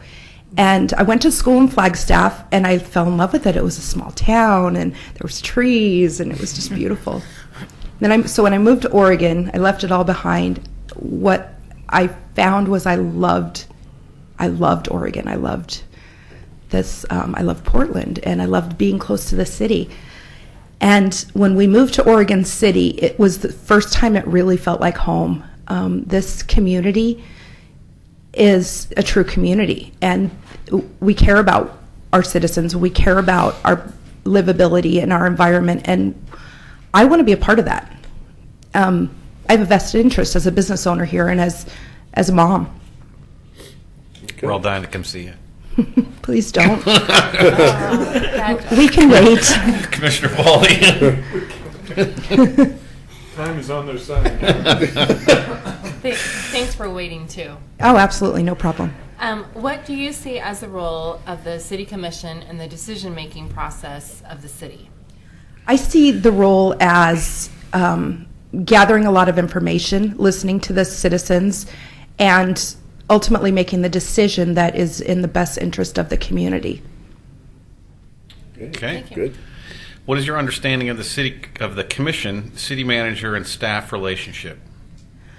Are you talking about the nature of the relationship or how this current group Your works together? understanding of how the system works, the city commission, city manager, and Right. staff. Okay. So that was one of the things I did study during my public administration coursework, and basically that the city commission is the oversight, that the city manager and the staff actually do the work on behalf of the commission, and that the city commission is overseeing everything that happens on the city level. Okay. Thank you. Commissioner Smith. Are you familiar with the current city commission goals? And if so, would you consider any of the goals more important than others? Yeah, absolutely. I've read through them, and more important, I don't know. That's hard to say. I think everybody has their own idea of what's most important to them. I think for me as an individual and as a citizen, economic development and livability are my most important priorities. As a business owner, the more that we can improve our community and the economy of our city, the more beneficial it will be to us in the long run. And livability, like I said, is very important to me. I love this community. I love that we do festivals and events and things down on Main Street, and all of the investing that's been going on into urban renewal and what's happening down on Main Street is fantastic. Thank you. Mr. Shaw. All right, Darcy. So, what do you see as the three most important issues facing Oregon City over the next 2 to 3 years? And do you have any suggestions for how the city could meet or overcome these challenges or opportunities? Okay, so the three challenges. Three most important issues. Okay. Yeah. Okay. I believe the Willamette Falls project is one of the things that is the most exciting opportunity that I've heard about in a long time for our city. I was very disappointed at what happened at, I can't remember the names, the Cove or the Rivers Project? Yeah. Yeah. I'm very disappointed about what happened there. I think that we missed a huge opportunity, and I think we have a huge opportunity here, not only to bring in tourism and to recognize what a wonderful, beautiful natural resource we have here, but also to bring in new restaurants and offer more jobs to our community and all of that. So to me, that's a top priority. I think that one of the issues that I would see is, and probably is with any city government or any government in general, is how do you get everybody on the same page? How do you, and not that you ever truly will, but yeah, you won't, but how do you get the buy-in from the people that are the ones that really make a difference? So I would see that as another challenge that we would face, that there are opportunities that we don't want to waste, we don't want to give up. So, Okay. let's see. Commissioner Pauly. All right. Thanks. Okay. Another long question. Okay. What is your view of the overall economic health of Oregon City, and what do you think we as a city can do to promote economic development and overall business development, including assistance to existing businesses? Well, I like what's being done with the urban development. I think it almost seems like there's two cities, there's definitely the rural and the urban populations, and I think that their needs are very different. Our rural population, I think, has different needs from the commission. Could you repeat the question? Oh, sure, yeah. So what's your view of the overall economic health of the city? We'll just start with that one. Okay, so the economic health. So I see it as strong. I know as a business owner, we've seen an increase in our average contract and the number of people that we serve and all of that. But my point with the two different cities that I don't really know a lot about the rural groups and how the economies there are. I know that there's definitely a poor contingent. The overall, and what's the next part of the question? The next part is, what do you think we can do to promote economic development and overall business development, including assistance to existing businesses? Like I said, I do love the urban renewal. I think that that's a big part of it to draw people into the businesses. That was one of the questions that I have was the incentive programs. I don't necessarily understand them. I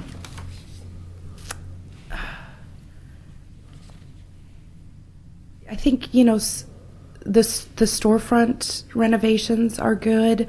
I think hiring, maybe incentives for hiring within the community or people who are out of work within our community.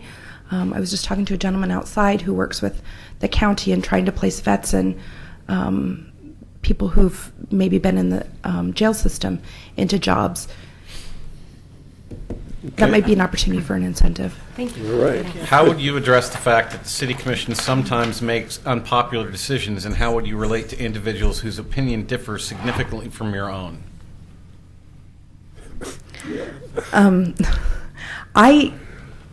I've never been one to mince words, and probably have gotten myself in trouble a time or two because of it. Welcome to the club. Yeah, exactly. And that's, to me, that's life, especially in the public eye. You're not going to please everybody, and I realize that. And ultimately, what we would be working for is the benefit of the entire community. And I think you just need to hold your head high, knowing that you're doing the work that you believe is important and in the best interest of the public. And I'll stand behind the decisions that I make. Okay, thank you. Commissioner Smith. Tell us what you know about urban renewal and its use in Oregon City. So I know that it's been a big focus here recently. I've seen the changes down on Main Street, and I know that, like I said, the Rivers Project was a great opportunity. I don't know a lot about the funding and where it comes from. What was the second part of your question, Rocky? Just how it's been used in Oregon City. Okay, so a lot of storefront renovations and community art. I was a member of the Oregon City Rotary Club for a while, and we helped raise money for the new art piece down in front of the waterfall. Yeah. Okay. That's good. Thank you. Commissioner Shaw. All right, Darcy, so what are the strengths you would bring to the City Commission? My strengths. So I'm a passionate person, and when I believe in something, I will work hard to make sure that it happens. It's as evidenced by my, a couple different things. My career in the nonprofit sector, like I said, I helped an organization go from a budget of $250,000 to well over $1 million. It was a lot of hard work. I'm dedicated to what I set my mind to. I am also a very organized person. I've purchased 2 businesses 3 technically, but actually gone through the process of working with the Small Business Administration and banks twice. It takes a lot of organization and a lot of stick-to-itness to get those loans. I don't know if anybody of you have gone through the Small Business Administration process, but it's a lot of work. I do what I set my mind to. I'm, like I said, I'm not afraid to speak my mind, and I will work hard for this community. Commissioner Pauly. Thanks for all your involvement in the community, too. This position requires a significant time commitment, not only for city commission meetings, but for assigned committee meetings as well. Tell us about your availability to devote adequate time to this position and any interest in specific committees or projects. As far as availability goes, I have the support of my family in this. And it is tough with small kids, as I'm sure you understand, because they're involved in all kinds of activities and in the evening activities.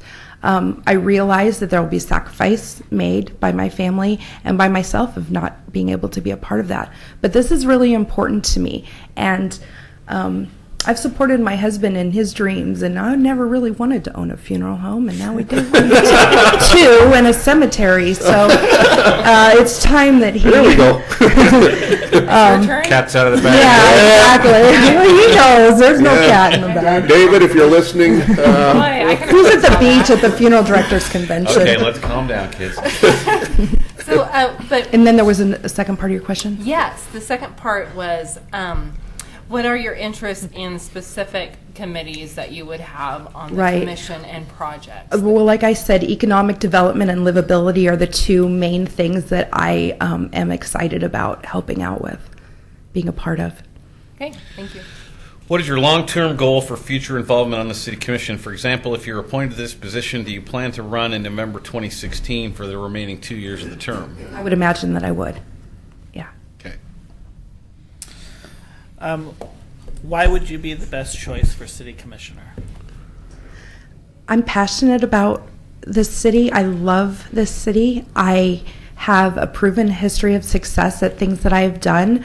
And while I may not be your ideal candidate because of my lack of the experience in government positions, I have an extensive experience in community service and in the nonprofit sector. I run 2 businesses, so I'm well aware of budgeting and prioritizing and that kind of. I will do what I need to do to accomplish the goals that are set out. Thank you. Good. Commissioner Shaw. All right, Darcy, so is there anything else you would like to tell us about yourself? And do you have any questions of us? Okay, as far as things to tell you about myself, I think I've done a fairly good job of explaining who I am and what I'm about. So not necessarily. I believe that I would be successful in this role, and I hope that you will consider me. As far as questions for you, I guess, what is it that you're looking for? What is it that are you looking for in a candidate? Ooh, that's a big bucket. Mr. Mayor, you want to handle it? I think specifically for me, I'm looking for a candidate a lot like you that is interested in economic development, that understands that that there are service issues that we have to deal with, and that understands and supports small business. So you're definitely right there. I appreciate that. Yeah, that was actually one of the things that I wanted to speak about is my support of the small business. Obviously, as a small business owner, it's important to me to support other small businesses. And with the background coming from the large Phoenix area, small business virtually didn't exist, and everything was big box and chains. And I love that this community supports its small businesses. Great. Okay, last question, and this is an off the list question, but I'm asking everybody this: give me your 2-sentence definition of sustainability. 2 sentences. Give me just a moment. You don't have to take this so seriously. Yeah, it's yeah. This is his pet question. It's Right. not exactly Okay. a trick question, It's but, not. I do want an answer. Okay, Yeah. so sustainability. How do I define it without using the word sustainable? Basically, that resources are used and reused and renewable. That the businesses help feed the economy, which help feed the citizens, which go. I mean, I don't know. Yeah, Okay. something like that. Thank you. Yeah. That was the right answer. That's right. Finally. There is Finally. actually no answer to that. Okay. Yeah, it's kind of his inside joke because that word kind of is a hot button for him. But now he really likes it. He's grown to like it. Sure. So Okay. you did good. Thanks for applying, Darcy, and coming down here to see us. Okay. All right. Thanks again for Thank you. waiting.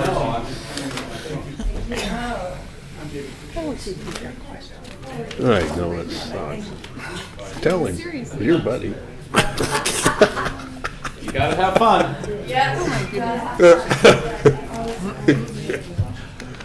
He's the one that mentioned that you want. Oh, to you. To the group we had together at that time.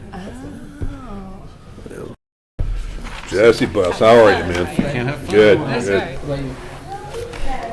Thanks for your patience here tonight. Thanks So for name waiting. and city of residence for the record, please. Jesse Best, resident of Oregon City. Okay, Mr. Shaw. All right, Jesse. First question here tonight. Tell us about yourself and some of your community activities, your experience with local government and community service, and why you wish to serve. Okay, start at the top. About me, I've been in Oregon City about 2 years now. We bought a place 3 years ago, renovated it in the McLaughlin District, my wife and I. Before that, I was in law school at Lewis and Clark here in Portland. For the past couple of years, I've been practicing a block that way, just as a general civil practitioner. And I also still live in the neighborhood. Before that, I was a research scientist studying evolutionary biology, development, cellular biology, and cancer research at the U of O and at OHSU. My experience in this community in the short time I've been here has been with the McLaughlin Neighborhood Association mostly, on their steering committee, and have been for about 6 months now. I've been on the CIC for about 5, and that's the extent of my official activities, but unofficially I do neighborhood cleanups with neighbors around town, and I've been involved in the formation of the Friends Group, which still isn't formed, still fledgling for the Willamette Falls Legacy Project, Rediscover the Falls Group. But I can't claim that as a formal involvement because it's not really there yet. So why I want to serve is simply for that reason, that I want to serve. I feel a deep connection to this community. I didn't grow up here, but I was born here. I grew up in Canby. And Forgive you for that. What's that? We'll forgive you for that. Thank you. As long as it's not Westland. What drew me to apply, and really what drew Sorry. my wife and I were drawn to Oregon City, largely because of Willamette Falls. We happened to be in the market for a house a few months after the Blue Heron site shut down, and people were talking. There was writing on the wall, "Hey, there's going to be some stuff happening here." So, and the enthusiasm and momentum hasn't stopped, and it's just been gaining. So, that's why I applied. Commissioner Pauly. What do you see as the role of the city commission in the decision-making process of the city? Sorry, as the role? Yes, the role that the city commission takes in the decision-making process of the city. I guess I don't know how to answer that other than just reciting how I understand it works procedurally. So I understand that the commission is the decision maker and policy maker of the city. I'm just going to be reciting from the handbook that I've read over the past couple of days. So the commission makes the policy, the city manager and staff implement that policy, and although the two should get along, they have separate functions and overlapping to some extent. But I could go on. No, that's fine. That's good. Thank In you. fact, my Thanks for next reading the question, book. you just answered my next question exactly the way I would want you to answer it. So the question was, what is your understanding of the commission/city manager/staff relationship? And you just answered that question, so we won't burden you with that again. Commissioner Smith. Are you familiar with the current city commission goals? And if so, would you consider any of the goals more important than others? I am familiar with the goals. I printed them out. And so I'm not sure, does your question relate to the specific milestones listed under each goal or just the broader goals I themselves? think you could take it however you like. Okay. Because I've got circled here. I think it's a general goals up here, but you can take it any way you want. Well, I'll focus then on the maintaining an environment for successful economic development, Goal 1. I circled the Willamette Falls Legacy Project. That's one of the main milestones under there. Clearly, I think that's important. But if I were to, I'm sorry, what was the question again? Well, you're aware of the commission goals. We know that. And would you consider any one of them more important than the others? Yes. If I were to prioritize these, actually I would put Goal 3 in the Goal 1 position because I think it's really an umbrella statement. Enhance the livability of the community. And I think the other 4 goals are really subsumed in that. Okay. Great, Commissioner thank Shaw. All right, here, hang on. Okay. Jesse, what do you see as the 3 most important issues facing Oregon City over the next 2 to 3 years? And do you have any suggestions for how the city could meet or overcome these challenges or opportunities? But they can all be opportunities? Yeah. Okay. Yeah. Well, I'll start with what you've already heard me talk about mostly, which is the Willamette Falls Legacy Project. I suppose I've already answered that to a large extent. I think that's both the greatest challenge and the greatest opportunity, not only for the next 2 to 3 years, but as you all know, for much longer than that. And I plan to be involved in that process no matter what happens in the next couple of days with you folks and your decision. So I'll be around helping with that. The second, this one I suppose is more of a challenge. With everything I've been reading about Oregon being one of the most popular states for people to move to, and with prices in Portland getting so high, I anticipate folks will be coming here more. And there have been some projections for that, and we've got land to grow. So I would have to say, as a broad analysis, population growth and its attendant issues with infrastructure, all the utilities, and dealing with that in a smart way. And as far as a suggestion there, I actually think that the CIC and its new or anticipated to be new orientation towards public involvement and public education on the land use process is going to be huge, because I don't get the sense that people really understand how that process works. And I think the CIC being a vehicle for taking that back to the neighborhoods and teaching the people is going to be really important as development pressure increases, and that needs to be done with community involvement. So I'd say continue with the CIC goals of teaching people about land use and attendant issues. The third, I'd have to say it's related to the second, but the park system. I understand it, and I haven't independently verified it, but assuming for present purposes it's true that Oregon City has one of the smallest allocations per capita towards the parks system, especially with more development, more people coming here, that's going to need to be addressed. So that the parks can sustain the communities that are already here and the communities that will be here. And a suggestion, I suppose, is to prioritize funding for Parks Department. Commissioner Pauly. I'm going to break this down into smaller questions because it's a big one. What is your view of the overall economic health of Oregon City? My personal view? Yeah.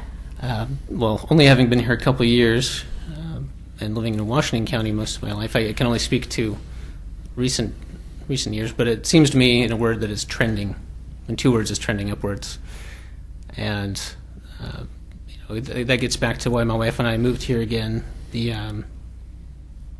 We saw, even with the closure of the mill, that it was trending upwards even before that. I mean, Main Street, when we were visiting, we could see, hey, there's new paint on that building, there's new facade here, hey, you've got this new two-way street, the bridge is being redone. There was clearly an investment there, and we saw that as dedication on the part of the city to improve things. So. Okay. The next part of the question is, what do you think we as a city can do to promote economic development and overall business development, including assistance to existing businesses?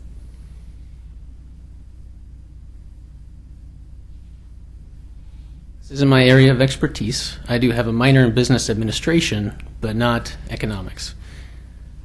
So this is just going from a layperson perspective and my own personal opinion, is that around here, people value local investment and local ownership so that investment stays around in the area instead of going out of state. So to the extent there are incentive programs, I don't know if there's a way to focus on local entrepreneurs versus multinationals, but that's my answer. Thank you. Thank you. How would you address the fact that the City Commission sometimes makes unpopular decisions, and how would you relate to individuals whose opinion differs significantly from your own? I'm sorry, what's my perspective on that? Let me ask you again. How would you address the fact that the City Commission sometimes makes unpopular decisions, and how would you relate to individuals whose opinion differs significantly from your own? Thank you for reading that again, Mr. That's all right. Well, I'm a lawyer, and I We'll deal. forgive you for that. Thank you again. Otherwise, I'd be on strike too. David's a lawyer too, by the way. So I deal with confrontation on a near daily basis, and almost everyone I talk with is on the opposite side of an issue. So I'm accustomed to disagreement, and I think it's all in your approach. You respect each other and be frank with your differences of opinion. And to specifically answer your question as to unpopular city commission decisions, that same would apply when a citizen's unhappy. You can't please everybody, but as long as you can explain yourself, then you stand behind the commission even if you don't agree or if you didn't vote with whatever happened. That's part of civic engagement. Thanks, sir. Commissioner Smith. Tell us what you know about urban renewal and its use in Oregon City. Not a whole lot. I understand it has to do with tax increment financing, which, if this were the bar exam, would give me a whole lot of points just for mentioning the word, even though I don't have to explain it. But I understand it relates to freezing a tax base on a certain, preferably large piece of property, like the Blue Heron site, and not essentially collecting or raising taxes on it until such time as it's generating income for the community. But that's the extent of my understanding. It might be wrong. Okay. Does that answer the question? Yes, Commissioner? absolutely. That's okay. I think It's you probably okay. know more than most. It's okay to say you don't know, too, by the Okay. way. Yes. Commissioner Shaw. So, Jesse, what are the strengths you would bring to the City Commission? I anticipated this one. Uh-oh, here he comes. He's got it written out. The strengths are really related to my training in the law and the practice. I am generally a highly analytical person. I ask a lot of questions. I read everything. If I don't understand something, I'll dig into it and research it until I understand it. And I have the ability to compromise when necessary. And I actually stole what I thought were two good quotes from two different parts of the manual, the orientation manual. The first one is that the will to win means nothing without the will to prepare, which I really like. I've never heard that before. And the second is Thomas Jefferson quotation, which is a commitment to popular consent means a willingness to lose. And those are probably really good bullet points for summarizing what you guys do. So, Great, thanks. Commissioner Pauly. This position requires a significant time commitment, not only for city commission meetings, but for assigned committee meetings as well. Tell us about your availability to devote adequate time to this position and any interest in specific committees or projects that you would have on the commission. Okay. Well, this is one of the perks of being self-employed, is I can make my own schedule. So as far as availability, that's usually not an issue. Most committees meet in the evening anyway, right? Well, there are several that actually do impact, and some others that meet during the day or in the morning. So there are some of those opportunities. Okay. I don't even know what that one means. That's all right. So. No, I don't either. Okay. Specific committees, I've only been involved in the CIC, and I've been to a limited number of other committee meetings, but probably PRAC would be of interest to me, the Planning Commission, and it's not Parks, the Natural Resources Committee. Okay. What is your long-term goal for future involvement on the City Commission? For example, if you are appointed to this position, do you plan to run in November 2016 for the remaining 2 years of the term? I haven't thought that far out. Okay. Commissioner Smith. Why would you be the best choice for city commissioner? The best choice? That's the way it's worded, yes. I cannot, in good faith, answer that because I don't know most of the people who are also applying. Very well might be I'm not the best choice because I wouldn't know them from Adam or from Eve, but I'll be a good choice for the reasons I already listed. And I won't add any more. Thank you. Mr. Shaw. All right, Jesse, is there anything else you would like to tell us about yourself? And do you have any questions of us?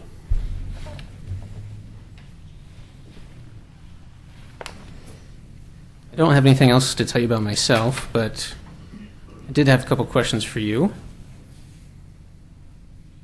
What skills and experiences are you looking for in the ideal new commissioner? Carol? It's my turn. Okay. I see how this goes. I would say being well-rounded and being a critical thinker, but also being able to see the big picture, being flexible, being able to put in time when needed and be responsive to that, and really taking in all the information and making an educated choice. Mm-hmm. Okay. Want to add anything? Mm-mm. Okay. Thank you, Commissioner. And my second and final one is, what hesitations do you have about my qualifications? I don't think that's a question any of us want to answer. We're trying to gather information, and let it soak in yeah, and see all the candidates. I don't know that there are any hesitations. There's just so many people and so many things that we have to look at right now that... Fair enough, it was worth a shot. Good try. All right, thanks, Jesse. Appreciate your time. Thanks for applying. We appreciate it. Yes, thank you very much. Thanks, Jesse.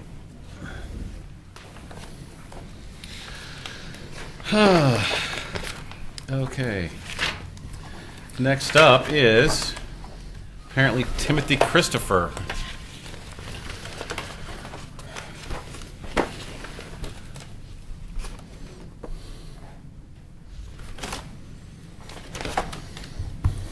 Welcome. Tim, how are you? Thanks Good, for how are waiting. you? Very good. No worries. So, name and city of residence for the record, please. Timothy Christopher, resident of Oregon City. Commissioner Shaw. First of all, thank you for applying, and we're going to go by Tim tonight, or Timothy? Tim, okay? Tim is fine. All right, I'm not good, in trouble good. yet, so. All right. All right, Tim, so tell us about yourself and some of your community activities, your experience with local government, community service, and why you wish to serve. I was born downtown. My parents bought their home in 1972 in Lake Oswego, where I was raised. Would come to Oregon City to either use the dump or go to Larry's Sporting Goods. That's why, that's what we did when you were, Okay, all 46 years ago. Went into the military out of high school, spent 6 years in the Navy. Finished my bachelor's at Eastern Oregon in philosophy, politics, and economics, my master's in international relations at Portland State. I serve on 2 committees here in the city, both the City Budget Committee and the Urban Renewal Budget Committee. I'm raising my sons here. We built a house up off of near the South End neighborhood, and there's some interesting challenges coming to Oregon City. A lot of unique opportunities, developments. Oregon City is going through a growth spurt in a way, and I want to be part of that. Some pragmatic, intelligent, and creative growth for the city. I think it would be great. Commissioner Pauly. What do you see as the role of the City Commission in the decision-making process of the city? The commission it's an interesting body in that it represents the city, but it also is answerable to the electorate at large. I think its role is to represent the interests of the city, both economically, fiscally, ensuring good livability, and creating an infrastructure that can facilitate economic growth as well as population. In the decision-making process, it has to take those things into account, what's best for the city as well as what the residents feel. But that in and of itself is quite a balancing act in that sometimes the commissioners are the experts in their fields, and voters don't necessarily understand all the ins and outs. So part of the commission's job is to educate the population of the city to make sure that they understand what they're voting, and that the commission's votes reflect those opinions. So, sort of keying off that, what is your understanding of the commission, city manager, staff relationship? Well, the city manager, as far as I understand, does a lot of the ins and outs, both with like the financial officer and other planning agencies. The commission represents the interests of the population of the city, voices their concerns over things like budget, urban planning, infrastructural changes, and such as that. And so it's a more partnership in that the commission doesn't necessarily make the policy in and of itself, but can either approve, disapprove, or recommend changes as such. Okay, thanks. Are you familiar with the current city commission goals? And if so, would you consider any of the goals more important than others? I am. Actually wrote them down. I've been looking over them for a couple of days now. There are a couple, I think, that are a little more important than others. The fiscal health and long-term stability of the city. I think that is probably one of the most important, in that without those, economic growth and both the city and the population are going to be much more difficult. And then critical facility needs like infrastructure, roads, water. Because I've been on some of the other committees, I know like we've had a building moratorium because the infrastructure just couldn't handle an increase in the population, which kind of created a problem for the city, a little economic stagnation in a certain way. And then maintaining communication with the city and its residents. I think there's people, I think in general, just aren't as engaged as I feel is important. I think that's what makes this country great, is its citizen involvement. And that needs to be facilitated as much as possible. So I think those three. All right, Tim. So what do you see as the 3 most important issues facing Oregon City over the next 2 to 3 years? And this is kind of a long one. So, and do you have any suggestions for how the city could meet or overcome these challenges or opportunities? I can always read it again, too, if you need to. So, Sure. Okay. I think for two or three of the biggest challenges, one I think is the infrastructure, getting that not retrofitted, but addressing the infrastructure challenges to the city will allow for both economic growth as well as residential growth, which will, bring income to the city as well, and smart development. The Willamette Falls Legacy Project, I think, has very unique opportunities, both to create an identity for the city as well as economics and those kinds of things. That is going to be, I think, a very challenging project in that it's both economic, it's environmental, it's, you've got fishermen, you've got the tribes. There's a lot of factors and a lot of groups that are going to be involved in that process. In my job in public relations, I actually deal with some of the tribes, the nations, Clusie down in Florence and Coos Bay, Warm Springs.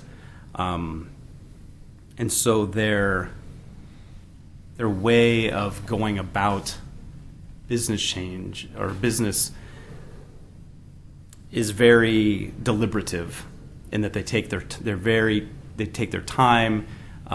They cannot be rushed, and so it's a very different dynamic in having to balance all these different actors and what they want. I think the biggest challenge, the other biggest challenge, I think, is the South End project. That development, just from an infrastructure standpoint, electricity, water and sewer in particular, roads, how that's going to factor into So you're talking about the South End Corridor plan? Corridor, yes. Okay. Sorry. Concept plan. Concept plan. Yeah. There's a lot of factors involved in there, and I know it wants to be kind of a contained neighborhood, but whether that works in reality or not, I'm not sure. And I think there's a lot of dynamics involved in that. People wanting agricultural land, people wanting development, traffic, public safety, all those kinds of things. That one, I think, in particular, is going to be, in my mind, is one of the more difficult ones. I think the Falls project, though, offers really unique opportunities kind of to show the historic uniqueness of Oregon City, the nature of it. I mean, it's one of the largest falls after Niagara Falls in North America.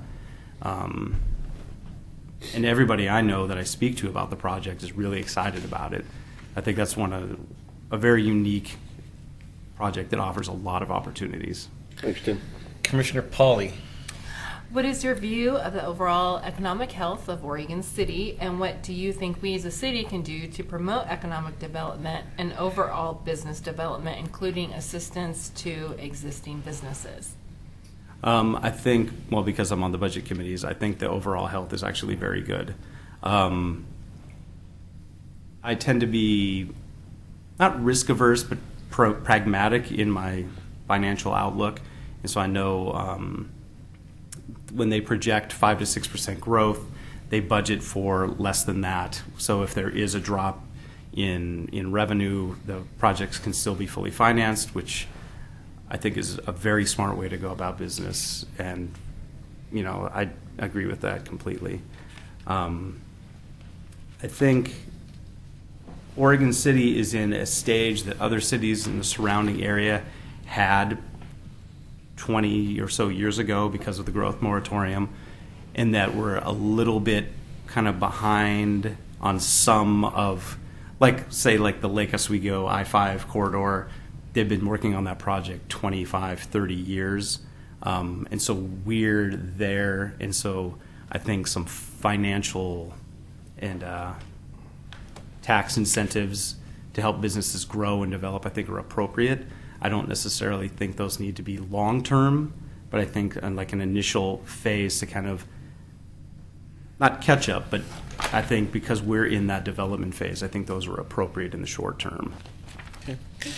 How would you address the fact that the city commission sometimes makes unpopular decisions, and how would you relate to individuals whose opinion differs significantly from your own? Well, I'm married to a woman in Philadelphia, from Philadelphia, so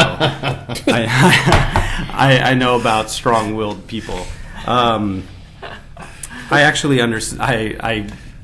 I deal in my work with people that are very passionate about their decisions and what they feel and what they think.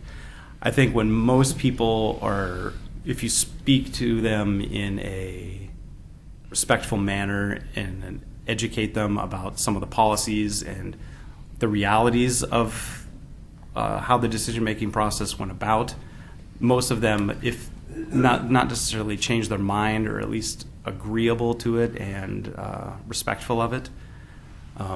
There are some people that they disagree because they simply have an ideological difference, and you can just agree to disagree and continue that discussion at a later date, or move on from there. But in my experience, I have a feeling that most people, when you just speak to them truthfully, that there's a level of understanding that normally quells that disagreement. Commissioner Smith? Tell us what you know about urban renewal and its use in Oregon City. So urban renewal, there's like two components. It originally started for exterior, not so much not cosmetic, but it was more kind of enhancing Main Street, dealing with the signage problems per se. Eventually went into like the alleyways and byways of town, but then as that developed further, there were internal components of the buildings themselves that need to be worked on, structural issues. So portions of that have gone now to there, and then because of those, we've developed an influx of newer businesses, the pizzeria, Nebbiolos, a lot of different restaurants, breweries. And so from my understanding with the people I've spoken to, they love what's going on downtown. Businesses obviously do, because we're growing, and Oregon City is becoming a bit more of a destination point because of the influx of both businesses, restaurants, and such. Thank you. Commissioner Shaw? So, Tim, what are the strengths you would bring to the City Commission? So I'm a bit new to local politics per se. I have experience in state politics, and I have some experience both in the committees. But I actually see that as a strength, in that I'm not necessarily wedded to any one way of thinking about things, both fiscally, urban renewal, those types of things. Mm-hmm. I'm open to looking at any way of getting about, a city has goal X, Y, and Z, and how do we get from A to Z in the quickest and most fiscally responsible manner. I think that's a great strength. I'm raising my kids here right up the hill, and so I have a vested interest in the city. And I love it here. I mean, it's a great place. It's, very centrally located. It's, got a lot going on. I think my educational background makes up for any lack of experience that I have when it comes to the local politics. Okay, thanks. Thanks. Commissioner Pauly. This position does require a significant time commitment, not only for city commission meetings, but for assigned committee meetings as well.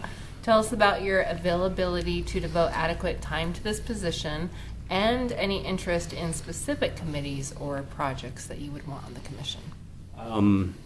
So my schedule is actually quite open. I have a flexible schedule at work. My wife works from home, so with the kids it's not a concern. So I'm pretty available whenever. I think the Natural Resources Commission interests me. I work in that world. I do public relations, and so I do a lot of advocacy work for natural resources, and the historic board. In that I've studied a lot of history Just took my kids to the McLaughlin House, so they're getting that kind of love of history in the area, and I would love to serve on those. So what is your long-term goal for future involvement on the City Commission? For example, if you are appointed to this position, do you plan to run in November 2016 for the remaining 2 years of the term? I would run in 2016 if I was appointed. If not, then I'm going to continue to serve on the budget committees, and then other committees I would apply to as well. Okay. So let me ask a follow-up. I haven't asked anybody else that answered yes to this, but I wanted. So if you don't get appointed, would you run in 2016? Nobody said yes yet? No, I've never. I haven't asked. The thought hadn't occurred to me to ask anyone else. So. For commission or mayor? Let me just say, would you consider? Yeah, I prefer to go straight to the top. Thank you. Would you consider running in 2016? No, I would not. I would interview for appointments on other committees. All right, thank you. Sure. Commissioner Smith. Why would you be the best choice for city commissioner? I think my educational background and other experiences make me a unique candidate. I can think about things in a both operational and a very strategic way, both in short and long term, and how those interact. I love my town. I've got my kids here. I've watched it go from the Headless Horseman Tavern on Main Street to Nebbiolo. I think there's some great, unique opportunities that I'm really passionate about and would love to be part of them. Thank you. Yep. Commissioner Shaw. So, Tim, is there anything else you would like to tell us about yourself? Or do you have any questions of us? Well, you were just elected. Yes, sir. How was that process? The campaign or the aftermath? The aftermath. Let's start.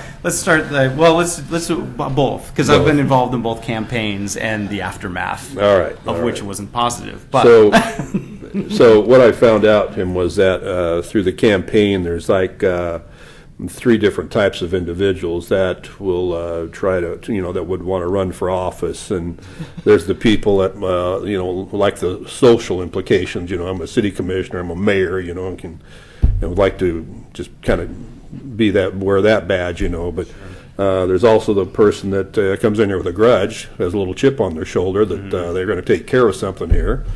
And then the third person is the one that comes here and really wants to do the work.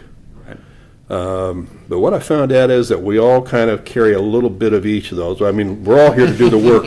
Well, that's another question then. We're all here to do the work, but we're all pretty proud of wearing that city commission mayor badge of the city. And also, we all maybe have a little bit of a agenda that we have. Mine was kind of the Rivers Project, and I'm sure these folks here have something there that kind of they've got something they would like to see get done in this city. So after that got done and the election's done, it's just been I'm very glad I did it. It's so far, because we really haven't had any real controversies yet. So we haven't had a packed room yet, and but you'll find that you walk a little taller when you're going downtown now and stuff, because you're pretty proud of this city and you're being part of it now. So okay. All right. Great. Anything else? Nope, that's it. All I know right. we're running behind. I don't want to take up any Thanks. more time. We appreciate you applying. Oh, Thank you. Oh, yeah, my question. Oh, no. Give me give me your quick definition of sustainability. Sustainability. Yes. Jeez. Just humor him. Yes. You're Come on now. Sustainability is continual and intelligent growth via fiscal responsibility. Oh, man. Okay. Nailed it. Thank you. Like that? Yeah, that was good. Thank you, Tim. Thanks for applying. According to the agenda now, it's 6:15. Yes. I announced before the break we were running 45 minutes behind. So I'm just looking at the current agenda, still open.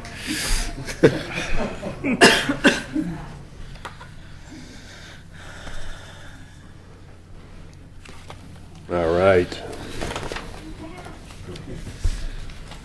Name and city of residence for the record, please. My name is Petronella Donovan, and I live in Oregon City. Okay. Mr. Shaw. So Petronella, thank you for applying, number one. And so now we're going to have you, we've got some questions for you here. So tell us about yourself and some of your community activities, your experience with local government and community service, and why you wish to serve. Gosh, how much time do we have? I know. You have 14 minutes left.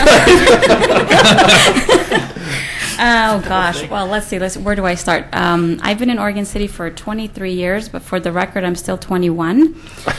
My kids go, Mom, I'm 15 and 13. I don't know how that's going to work. Okay. I am a graduate from Oregon City High School. I lived here, Beaver Creek area on top of the hill. So been and involved in quite a bit of things here. I worked at Willamette Falls Hospital. I've worked at Olson Pharmacy. I'm still on their board there. We built our first business in 1998. I'm in the long-term care industry. We're still building building a brand new 31-bed memory care off of South End Road. What else am I doing? I am the president for Independent Adult Care Home Association, and I represent the whole industry at the state level. I'm also past chair now for the Clackamas Volunteers in Medicine. Very proud to have served there and still involved in their board there. I'm also on the board for the Bristol Hospice, which is the former Willamette Falls Hospice. Still involved with them. I think I'll stop right there. And why you wish to serve. Why do I wish to serve? Oregon City is my home. I think the direction that we're going, I haven't seen it here. And that's my passion. I love where I see us going. And I think with this new commission here, and our mayor, I think we can get there. And I think I can bring value to that. I've definitely been through the process, and I know what it's like to go through it, so I think I can bring that value here. Great, thank you. Commissioner Pauly. What do you see as the role of the City Commission in the decision-making process of the city? The role of the commission, well, the role is to make policies. That's definitely the role. I think the implementation would be the city manager and the staff. Good job. Okay, well, I don't have to answer my next question then. So my question was, what is your understanding of the commission, city manager, staff relationship? But you just answered that, so we'll go on to Mr. Smith. Are you familiar with the current city commission goals, and if so, would you consider any of the goals more important than others? Am I familiar with them? They're right here. Yes, I'm very familiar with them. As far as one more important than the other, I mean, I think if I would choose something, I think number 3, the enhance the viability in the community. I think that is you need that in order to do the others. I do think the economic growth, development, I think that is huge for this area. We definitely need it here in Oregon City. And if I can say something about that, I mean, I think that's what's going to bring more sustainability probably for our area here. The more businesses that come in, the more budget. We all know our budget here. I think that's what we're looking at. I mean, residential is great, but I think our funding is going to come from these commercial, bigger projects. Commissioner Shaw. Petronella, what do you see as the 3 most important issues facing Oregon City over the next 2 to 3 years? And do you have any suggestions for how the city could meet or overcome these challenges or opportunities? Again, where do I start? Development. I think that's an issue that we have. I think that another one would be traffic. I think that's another issue, and I hate to pick on them because I love them so much. Dutch Bros in Oregon City, I think we all know that the issues down there. I love them dearly, though. I think, annexation. I think that's another issue that we have. How we can help? Gosh, the fees, if I can bring that up, for, new businesses coming in. We lost Cabela's, guys. Why do I have to go to, Tualatin to get stuff there? Why can't I be here local? Why not buy local? And that's what I'm about. Okay. Commissioner Pauly. What is your view of the overall economic health of Oregon City, and what do you think we as a city can do to promote economic development and overall business development, including assistance to existing business? Well, how do I feel about Oregon City now? I think we're heading in the right direction. I don't think we're quite there, but I think we're heading in the right direction. How can we promote? Again, I think I answered that with the fees for businesses. What was the third? I think there was another question. Also assistance to existing business. Grants. Okay. Would be awesome. Thank you. Sure. How would you address the fact that the City Commission sometimes makes unpopular decisions, and how would you relate to individuals whose opinion differs significantly from your own? I'm always right, and I just leave it at that. That does not go on record. Well, your husband's nodding his head, so. Yeah. He knows how to get along. Yeah. I'll pay you back, honey. How do I deal a lot with at the state capitol. I've been doing that, 8-9 years now, and I have to do, especially in the line of work that I do, is I had to deal a lot with the unions. And so we weren't always on the same page, but we had to negotiate. We are not always going to agree, but where can we find that middle ground? And at the end of the day is, the commission here is representing what the people have put them there to do and finding that middle ground, but remembering the viability of the city. Okay. Commissioner Smith. Tell us what you know about urban renewal and its use in Oregon City. Urban renewal, I love it. Main Street, the new paintings, we got more parking. I don't know if that's working. I think we need more. I think, the artwork. I think that's definitely help enhance our city, but we need more of it. Okay. Commissioner Shaw. All right. So, what are the strengths you would bring to the City Commission? Well, if I could say so myself, I like to work with people. I think I am. That's one of my strengths. I'm a business owner. I had to do quite a bit of negotiating there. I do work in the federal realm, so I know the process. I can just jump in and do what I need to do. So I think that's a strength that I don't have. Nobody has to explain to me the process. I think I can pretty much get it and keep on going. I am a go-getter. I like goals. Give me a goal. Let's figure out what we're going to do this year, 2 years, 5 years. Where are we going? So I think those are strong strengths that I have. Great. Thank you. Commissioner Pauly. This position requires a significant time commitment, not only for city commission meetings, but for assigned committees as well. Tell us about your availability to devote adequate time to this position and any interest in specific committees or projects. I knew this was coming. Let's see. Well, first of all, as far as this position would go for me, is I know there is the packets that we have, and I can go through those minutes and I can do that. But also I can, being that I do own the businesses, that I can allow the time that I know and block out that time, whatever is needed for me to be at those meetings. And I think that I'm very good at, as long as I know when the meetings are, and I know the city commission meetings are pretty regular. There's not something that's going to be. And then I think that I will do whatever is needed to do in the time that I am here. I'm a very determined person. I'm very my accountability. I go all in when I do something. So I know it's hard with kids. and doing everything else that I do.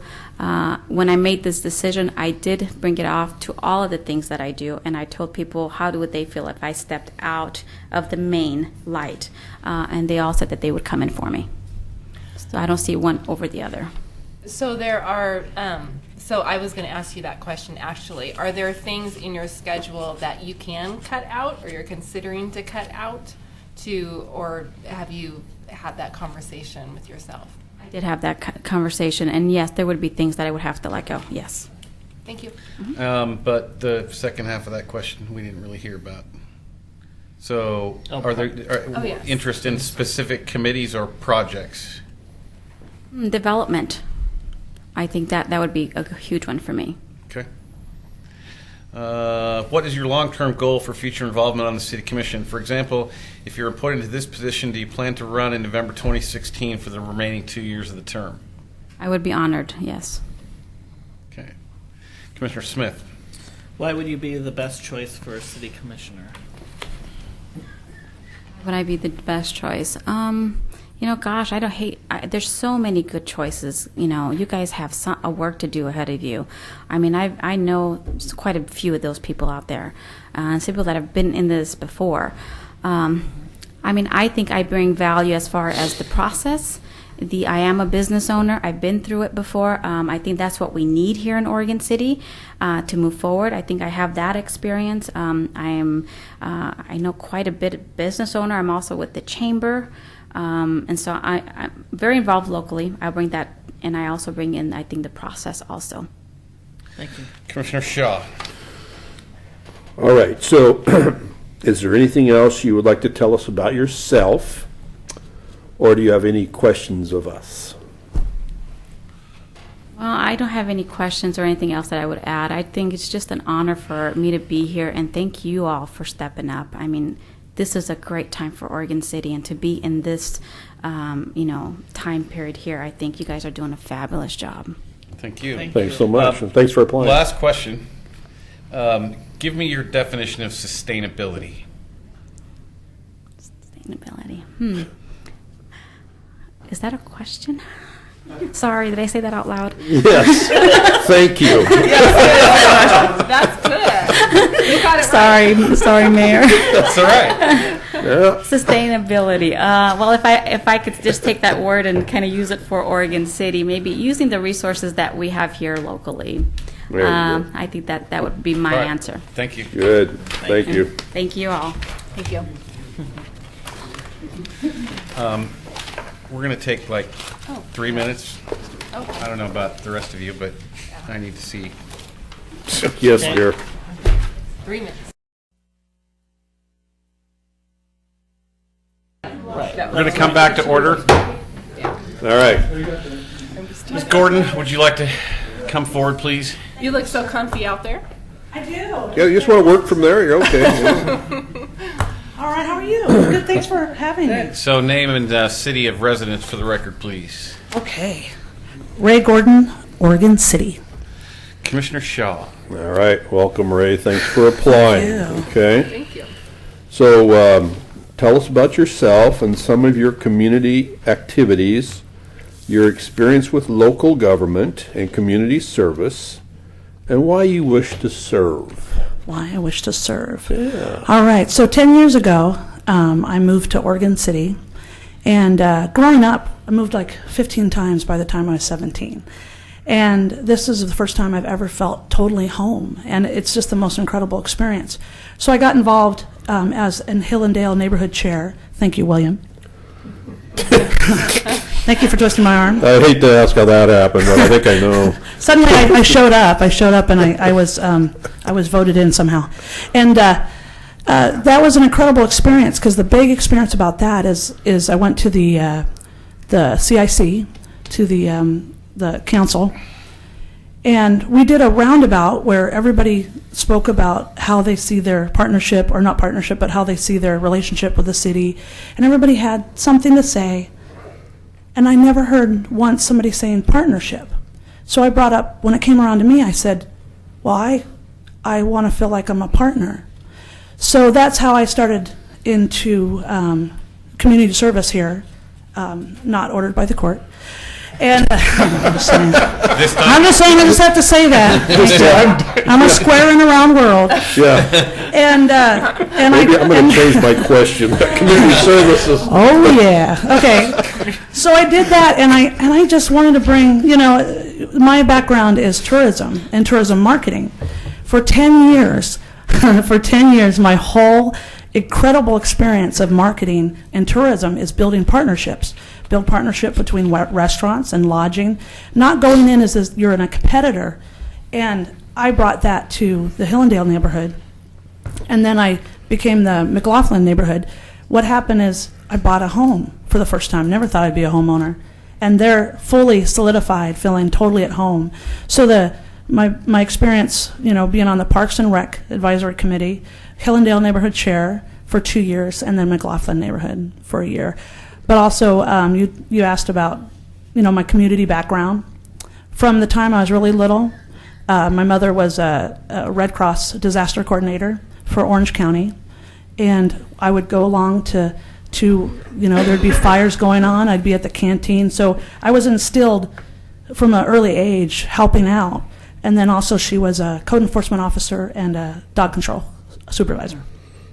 And why you wish to serve? Why I wish to serve? It's not an option not to at this point. So good. It's something I feel I need to. All right. Thank you, Rick. Commissioner Pauly. Yes, welcome. What do you see as the role of the City Commission in the decision-making process of the city? I believe my thought about that is, going back to the partner, is that we're partners with the citizens, we're partners with the business. I never, ever will have that it's us, them attitude. And thankfully, from my tourism background, it's been instilled that way too. We're in it together. So I feel like we're a partner to listen and to do what's best interest for the whole community. Okay. What is your understanding of the commission, city manager, and staff relationship? It's the partner thing. Well, I know there's some at will going on. So what's my knowledge of that? How do you see, what are the specific roles, I guess? That's a good question. That's something I need to study up a little bit more. Okay, actually. thank you. Commissioner Smith. Are you familiar with the current City Commission goals? And if so, would you consider any of the goals more important than others? That's also a good question. I know that some of the goals are livability and being business friendly, and I think that's still very important. Okay. Thank you. Commissioner Shaw. Okay, Ray, so what do you see as the 3 most important issues facing Oregon City over the next 2 to 3 years? And do you have any suggestions on how the city could meet or overcome the challenges or opportunities that those might present there? Well, one reason that I do want to serve at this time is, of course, the Blue Heron coming along. And just to go back just a step for a second, I looked at the commissioners and I looked at the mayor and everybody involved, and I didn't see, besides you with events, I didn't see somebody that has this marketing and tourism background, and that's gonna come up in a big way. Oregon City right now is on the cusp of being an incredible destination. It already is a destination for some people that are in the know, but right now there's people filling there. You got to fill. Main Street's helping to fill the places, but the problem right now is getting people to come in, and it's that whole economic driving of outside money. I mean, you got the money that if you live in Oregon City and you get paid in Oregon City, you do your cleaning, dry cleaning in Oregon City, it just goes around and around, which is great, but it's that new money. So there's a couple things, and you said 3 things that we're looking at? 3 most important Okay. things, yeah. It could be 2 or 3, whatever, so. So the most important thing for me is, because of my background, is tourism. So what's going to happen is Blue Heron's going to come in. You're going to have incredible opportunities for people from outside to come in and enjoy the area, but the problem is going to be to to have the citizens be on board that. So there's a way you can do it where it's good for everybody. So you have to keep that in mind. So keeping that balance of citizen versus visitor, which also leads into transportation, which I think is still a big, huge hot point in the city. I did meet with some people recently about me doing this interview. I wanted to know from them, and that is, it just comes up and up. So it's transportation and people speeding through these small town areas in the McLaughlin district. So that's a big issue too. So the transportation is going to lock into the tourism thing, but the tourism thing can be amazing for everybody, but it's got to be done in the right way. So that's going to be a big, huge thing. Yeah. So parking, speeding. So that's kind of the same thing. So you got tourism is going to be a really important thing, and you need people, whoever you pick, needs to be somebody that's can think outside of the box, and whoever that is, that would be awesome. The transportation and the parking all together is under the same kind of umbrella, right? Yeah. And the other thing is, there's something that's important to me is good mental health, and I know that currently we have some services happening not only with Clackamas County but with Our Father's Heart, and that we have to be more aware of the homeless situation, and that's definitely something that we need to deal with as well, because it could come down to a mental health issue for some of them. Thanks, Ray. Thank you. Commissioner Pauly. Speaking of health, what is your view of the overall economic health of Oregon City? I think, health-wise, it's such a broad thing to ask. To me, health-wise on the financial, that's what you said, financial, right? Economic health. I think it's pretty strong, but we do have some issues with decisions made with some of the monies, going here or going there, and people aren't understanding. And I think that will bring down the strength of finances, I guess, if that would make sense. Okay, and what do you think we as a city can do to promote economic development and overall business development? I think, business development, there's been some issues that I've heard of and that I'm aware of when people are not aware of what they need to go through to get to where they're going business-wise. So repeat that question one more time, would you? What do you think we as a city can do to promote economic development and overall business development? All right, so like I'm saying is, and I see it with Clackamas County all the time, is if you're going to transfer somebody to a second, third person, they're going to not want to bring their business here. I've had some conversations with people that wanted to bring business here, but they were confused about the process and they went another direction. So I think openness and training and really easy to follow guidelines that are very transparent would be really important, because then you get turned off from bringing your business here to Oregon City. And there's one last part to this question. Mm-hmm. What about assistance to existing businesses? Do you have any ideas or thoughts on that? I do, actually. There's been some assistance to new businesses when there was already businesses that had the same type of industry. So what happens is, in that case, I didn't see or I didn't hear that there was outreach to the people that already existed.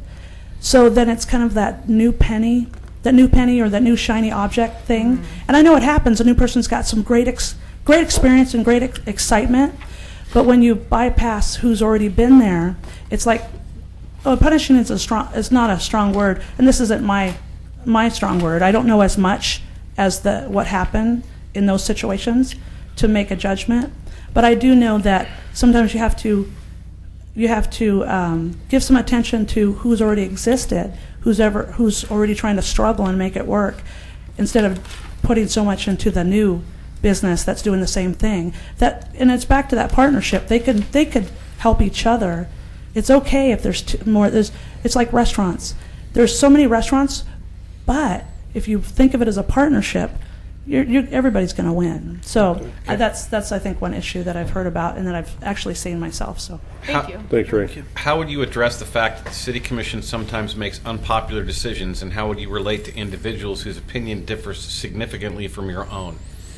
You know, I do come across that a lot in the tourism department, and then, you know, there's some people didn't get the grants they wanted, and but it's listening to them and seeing and trying to find a mutual beneficial way that they can come back again and not leave them feeling like there isn't an option in the future, and being creative. I'm a very creative, think outside the box person. All right. Commissioner Smith. Tell us what you know about urban renewal and its use in Oregon City. I've heard something about that, but I do definitely need to go over it and research it and learn it more. Okay. Commissioner Shaw. So Ray, what are your strengths you would bring to the city commission? Here we go. Okay. My strengths. Like I said, you know, I've had a very wonderful, rich, varied background. I grew up in Southern California, though I did go to live in Tacoma for 5 months when I was in 5th grade. So I feel like I'm a Northwest person. So my strengths are, you know, from long ago, instilled in me, community work, not ordered, and just what I bring is I have a sense of humor, but I also know when to be serious. Also, from a few things, from the 10 years at tourism, what really was great about tourism is that it worked with a myriad of industries. So it's not like I worked in a lodging property or only dealt with dry cleaning and restaurant. I deal with attractions like ski bowl, timberline. I deal with people that are volunteers. I deal with people that put on events and they have no money. I deal with people that are at West Linn. I deal with the people in the city of West Linn that have like a lot of people in the Parks and Rec department putting on these events. So my ability is to really deal with the audience at hand. And as a side performer, I'm always working for the audience. I'm always working on getting people in the door, feeling comfortable. And that's a big thing for me. You know, at my night part-time job and my day job is just really very flexible with who I'm dealing with, whether they're just a regular citizen or they're a government employee. Well, that sets Carol up for the next question. Commissioner Pauley. Yes, this position does require a significant time commitment, not only for city commission meetings, but also for assigned committee meetings as well. Tell us about your availability to devote adequate time to this position and any interest that you may have in the different committees. Okay. Yeah, the different committees as a commissioner or as a citizen? As a commissioner. As a commissioner. Oh, things, okay. Areas of interest that you might want to be involved on and take on. Okay. You know, I am the kind of person, I call it that I'm always trying to get my know-it-all badge. And if I don't know something very well, I'm going to learn it because I want to be the person with the answers. So urban renewal I'd be interested in. I did actually just get on the Metro Grant Committee because I want more grant experience. I've helped out with grants, written one, but don't have a lot of experience. So I'm willing to put the effort in. Well, those two are required, so there you go. Okay, You there got you those go. Done. So even if I wasn't the right match for the new commissioner, I would definitely want to be on this committee so that I can learn a little bit more. Commitment-wise, I'm so blessed that I'm 6 minutes from work, so it doesn't take me too long to get home and get going. Previous to that, I was 5 minutes from work. I was a little irritated about the extra minute. So let me stop you there. Is the county still working the 4-day, 10-hour day thing? I do, but I have some flexibility in my lunch hour. Okay. Yeah. Because we often have meetings that start at 4:30, 5 o'clock. Okay, I'd work on that and work that out. Okay. I used to have a Thursday show and would work, kind of flex a little bit on something. Okay. And then also on my night thing, I'm actually I've cut a lot of that in half. So I'm moving on from my old project, starting another project, but it's not going to be playing that much. Are you still going out of town, or no, not so much. No, that was last year.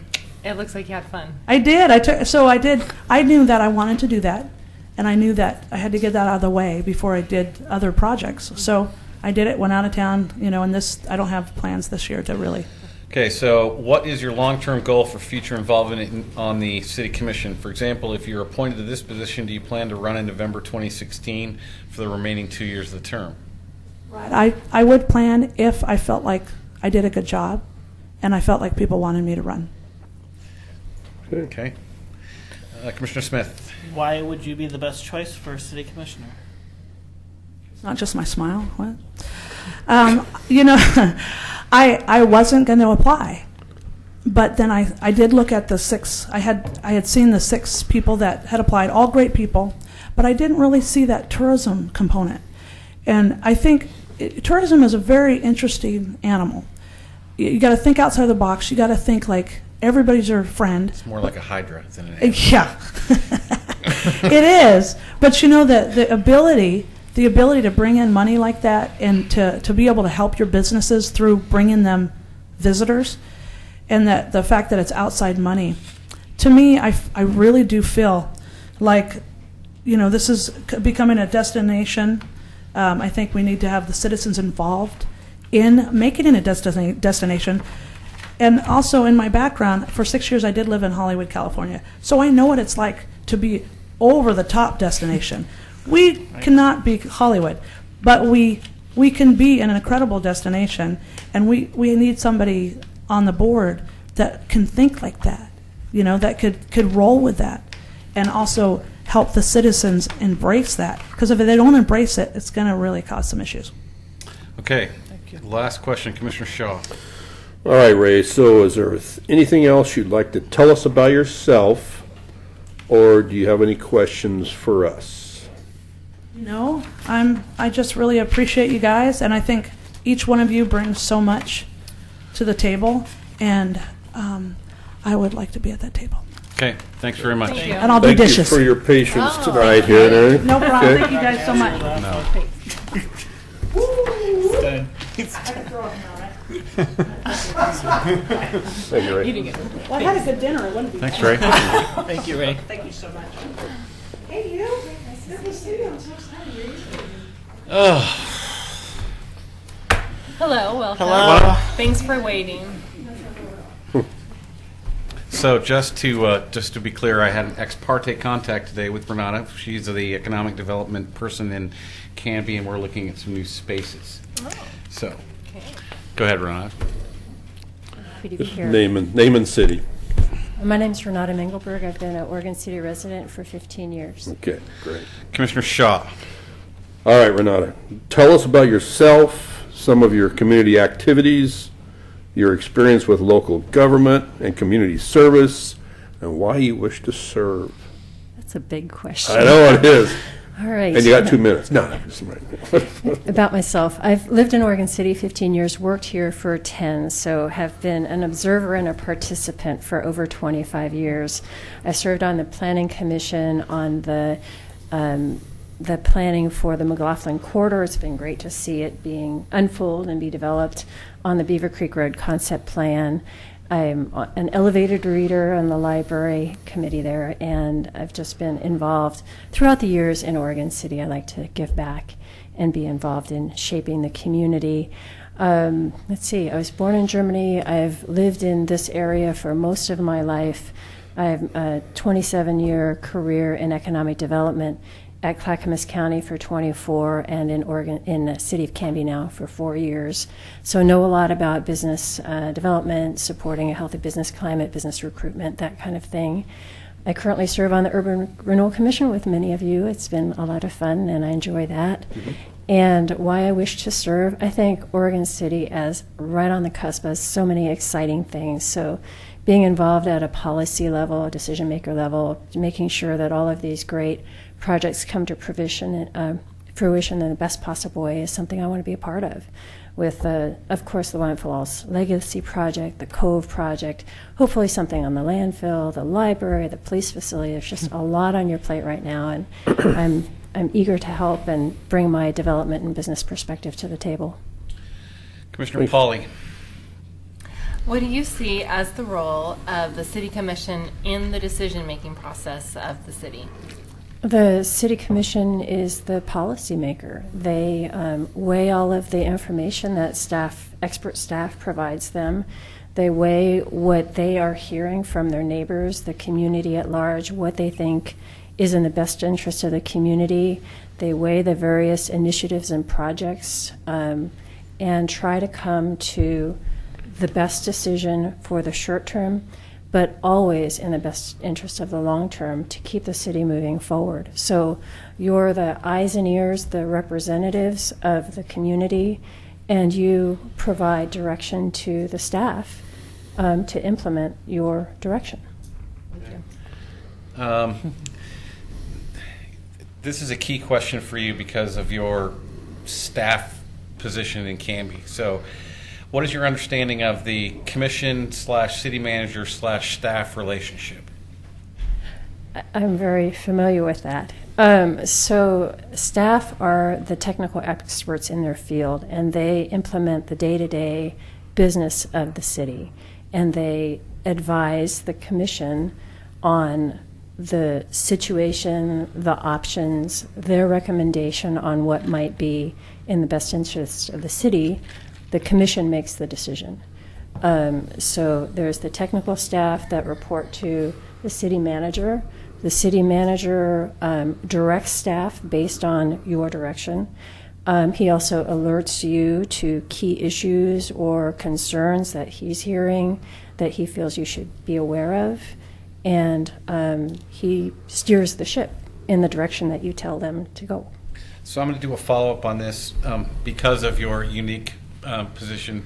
Do you see any conflict between your staff work in Canby and the city commission work you'd be doing here in Oregon City? I see it as completely complementary. I am very familiar with city government and the various roles and functions that they do. I can see what's working well in Canby, what could be better. I can see how that applies to Oregon City and bring that perspective to the commission. As an economic development professional, I can provide that in addition to the great work that Eric does. So I don't see a conflict at all. Okay, thank you. Commissioner Smith.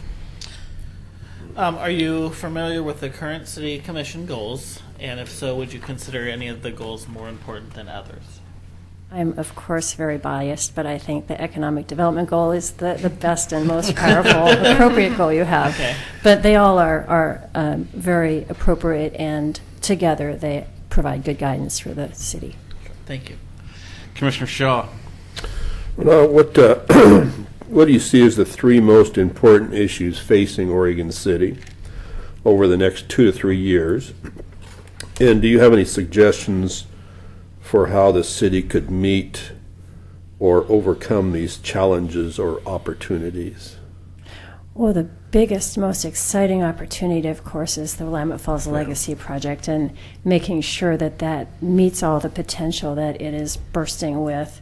The Riverwalk, of course, is coming up right now. We just hired a design firm. It looks very exciting, going through the public involvement process over the next 6 months and shepherding that through, and then making sure that there's development interest that's consistent with what the community wants, and keeping that momentum going, bringing resources to the table, whether it's through the state or the county or metro, keeping all the pieces going, because it's a complex project.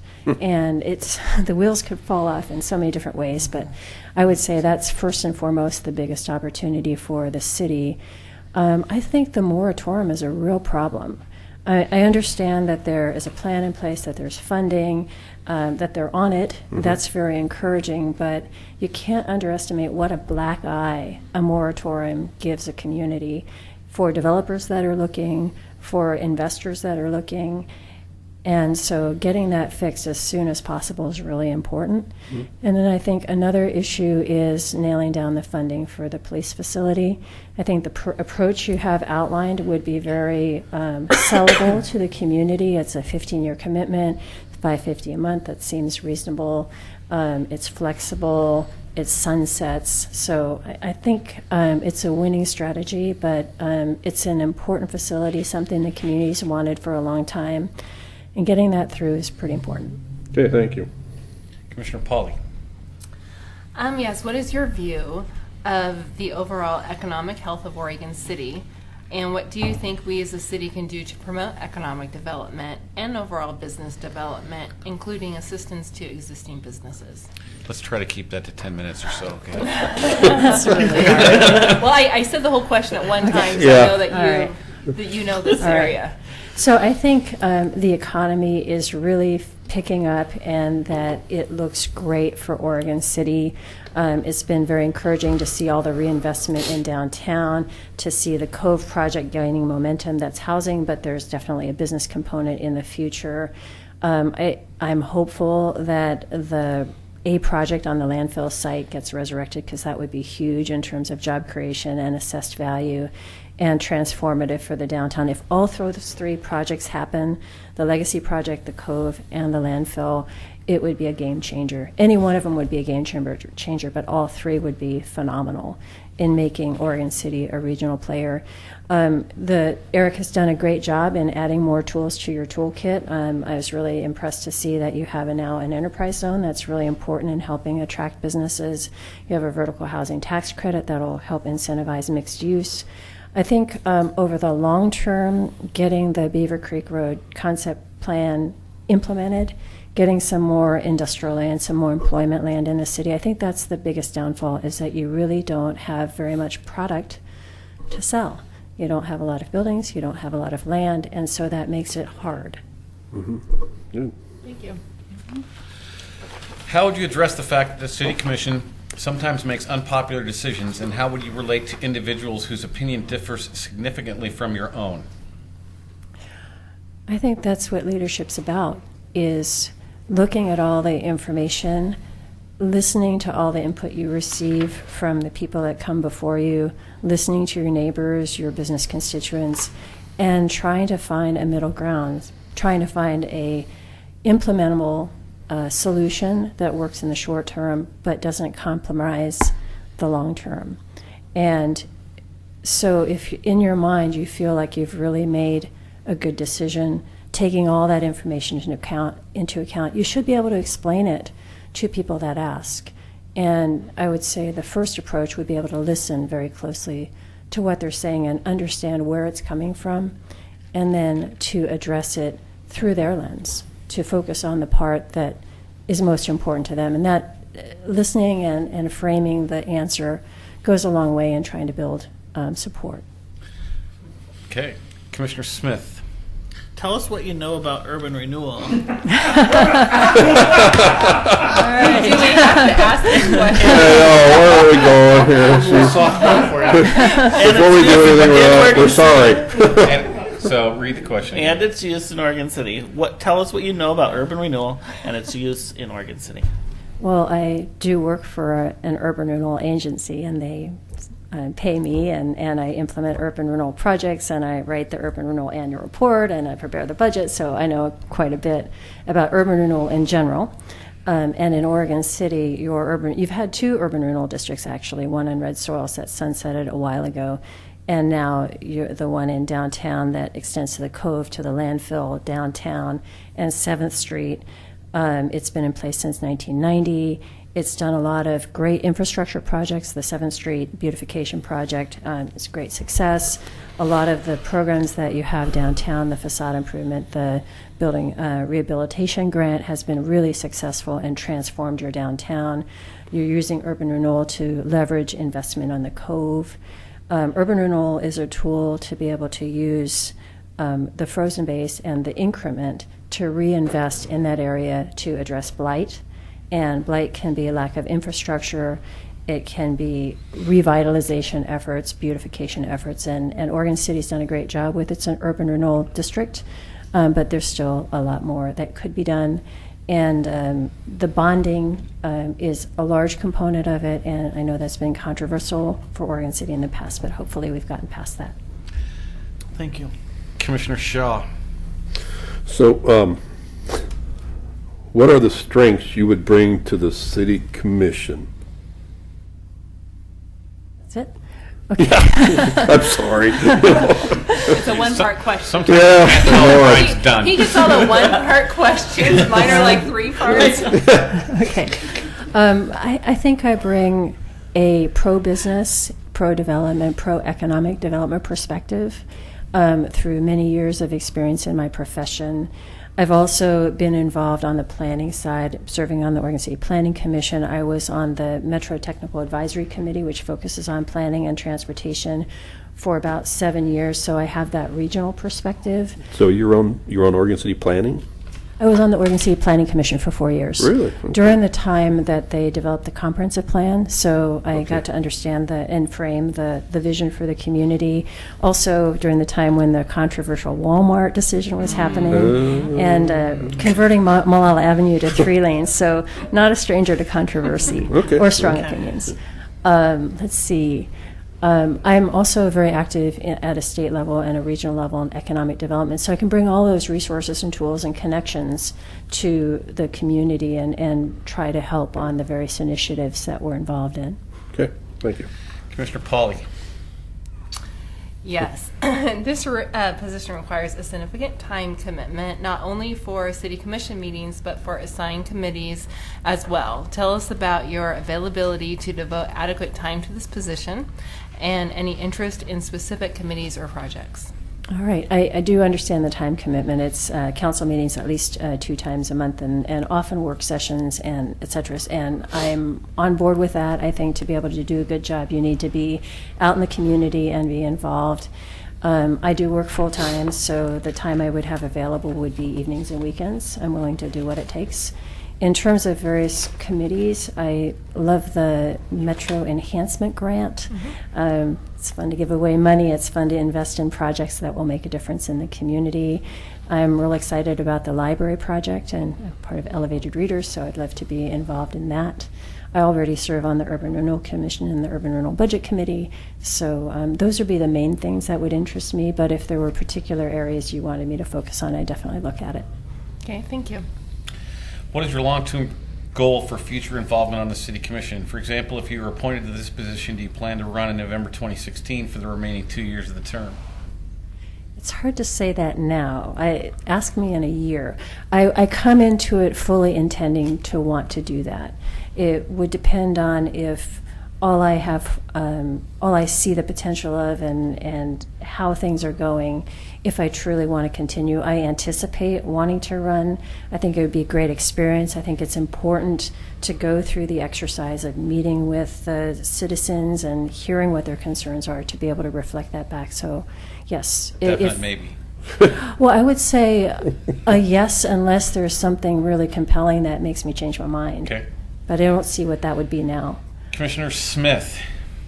Why would you be the best choice for a city commissioner? I think I bring that business and economic development expertise to the table. I've already worked with you on the Urban Renewal Commission, really understand urban renewal, which is a powerful tool to transform the community. I've been involved in the city in a lot of different ways, so I think I understand the things that you're facing and some of the foundations and why you do what you do. I also bring the staff perspective. I've worked in city and county government now for 27 years, so I know how government works. I know how hard it can be to balance the fiscal realities and the staff constraints against the wishes of the community and the wishes of the council, frankly, that may not be possible to implement. How do you balance all that? And I think that's a unique perspective that I can bring to the table, and I'm eager to do that. Thank you. Commissioner Shaw.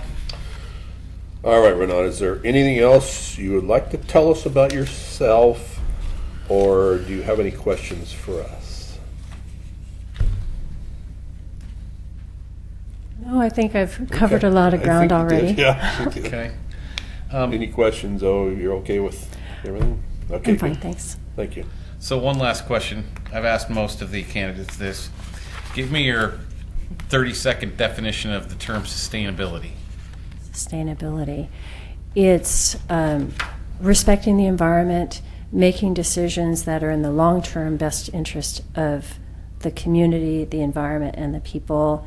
It's not just recycling, it's energy efficiency. It's making decisions about land use and development of land that minimizes the impact on the environment. It's helping to protect the habitat, both animal and plant, and making sure that we're not causing irreparable damage, that we're actually repairing and making things better. Okay, thank you. Thank you for your patience Yeah, tonight. thank you. Thanks for Appreciate it. applying, Yeah. so. And thanks for all your service to the city so far. Yes, thank you. It's been my pleasure. All right, Thank you. thank I'm you. going to use the room now. Nathan Page.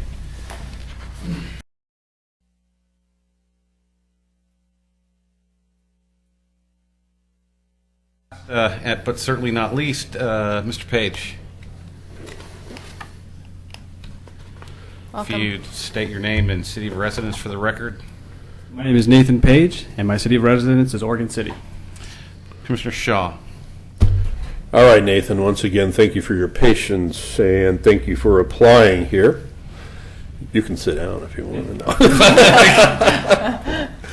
All right, so Nathan, so tell us about yourself, some of your community activities, your experience with local government and community service, and why you wish to serve. Okay, so first and foremost, I'm a new father of a 9-month-old baby girl. So that's very exciting for me, and I think that really is part of the reason that drives me to serve, is because her future is at stake. And she's born and going to be raised in Oregon City, and that's my goal, is to help create a community that fosters livability, economic development, and just a great place to live in general. So your community activities, experience with local government? So my community activities include working with the VFW, Veterans of Foreign Wars. I'm a senior vice commander. I also I'll volunteer on a Veterans Advisory Board for the Portland VA Medical Center, which helps represent veterans from all counties, really, that are served throughout the Portland metro area. My other volunteer activities include helping Sycamore Lane, which is a local nonprofit that serves veterans and others with disabilities with equine therapy. I liaise for them between the VA and that nonprofit. Okay, thank you. Commissioner Pauly? What do you see as the role of the City Commission in the decision-making process of the city? First and foremost, the City Commission is it's elected by the citizens, and so the City Commission represents those citizens to the city staff and creates policy, hopefully, in their constituents, for their constituents and what they believe in. And between the commission and the city staff, I believe the commission works with the city manager to help liaise between the rest of the city staff and the city commission, and hopefully they all work together to achieve the citizens' goals. Thank you. So what is your understanding of the commission/city manager/staff relationship? I would say what I said before. Okay. But I hope that's succinct. Sometimes the pragmatic candidates have enough. answered the question in the previous question, sometimes they haven't. So that's fine. Commissioner Smith. Are you familiar with the current city commission goals? And if so, would you consider any of them more important than others? Yes, I am familiar with the city commissioner goals, and I find them all to be very. They relate well to citizens of the community at large. If I were to say one was more important than the other, I think fiscal responsibility is a good one because as the city commissioners, we're stewards of the public's money, and that's a very important role. And I would also say probably critical facility needs, updating those things is a very important piece that the commission is involved in. And economic development, which stems from my experience with the Oregon City Chamber and helping small businesses. And I think that's one of the great things that local city governments can do. Thank you. Commissioner Shaw? So Nathan, what do you see as the three most important issues facing Oregon City in the next 2 to 3 years? And do you have any suggestions for how the city could meet or overcome these challenges or opportunities?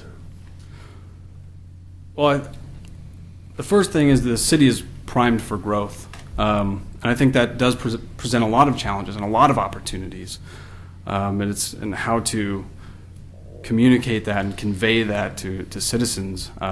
I think that should be a very one of the first steps to say, look, the city, Oregon City, is primed for growth, and if we do it the right way, it can be a thriving and kind of what it used to be. Its historic residents of being that city that was kind of a regional power, and I think that's one challenge that the commission faces and the city faces, is how to do that. And along those things are the Blue Heron project is astronomical in scope, and there's a lot of opportunity and challenges that are going to present itself, including traffic and parking in the downtown areas, and there's so many things. And I think the Legacy Project is doing very well at communicating those things to citizens, and having the champions go out and talk about these things is very important.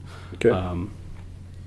Yeah, and all the other projects that we're looking at for the Cove, South End, the police station, and the utility fees, and all these things are very going to present challenges in different and unique ways. And I think the most effective way is transparent communication.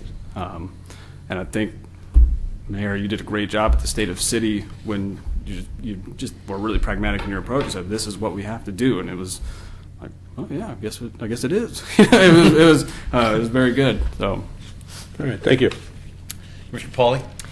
What is your view of the overall economic health of Oregon City, and what do you think we as a city can do to promote economic development and overall business development, including assistance to existing businesses? I think focusing on small businesses. Small businesses are the backbone of Oregon City, and just helping those people succeed and network together and facilitating conversations and being there and helping these people run business and opening business. And I think, as I stated before, Oregon City is primed for growth, and we can do those types of things. SDC fees can be assessed and reassessed to make sure that we're competitive among other cities to attract small businesses. And I worked for the Oregon City Chamber of Commerce, so I'm very familiar with small businesses, and I really do believe that to have a thriving and vibrant community, small businesses are a real strong way to do that. Thank you. Okay, thank you. How would you address the fact that the City Commission sometimes makes unpopular decisions, and how would you relate to individuals whose opinion differs significantly from your own? It's a great question.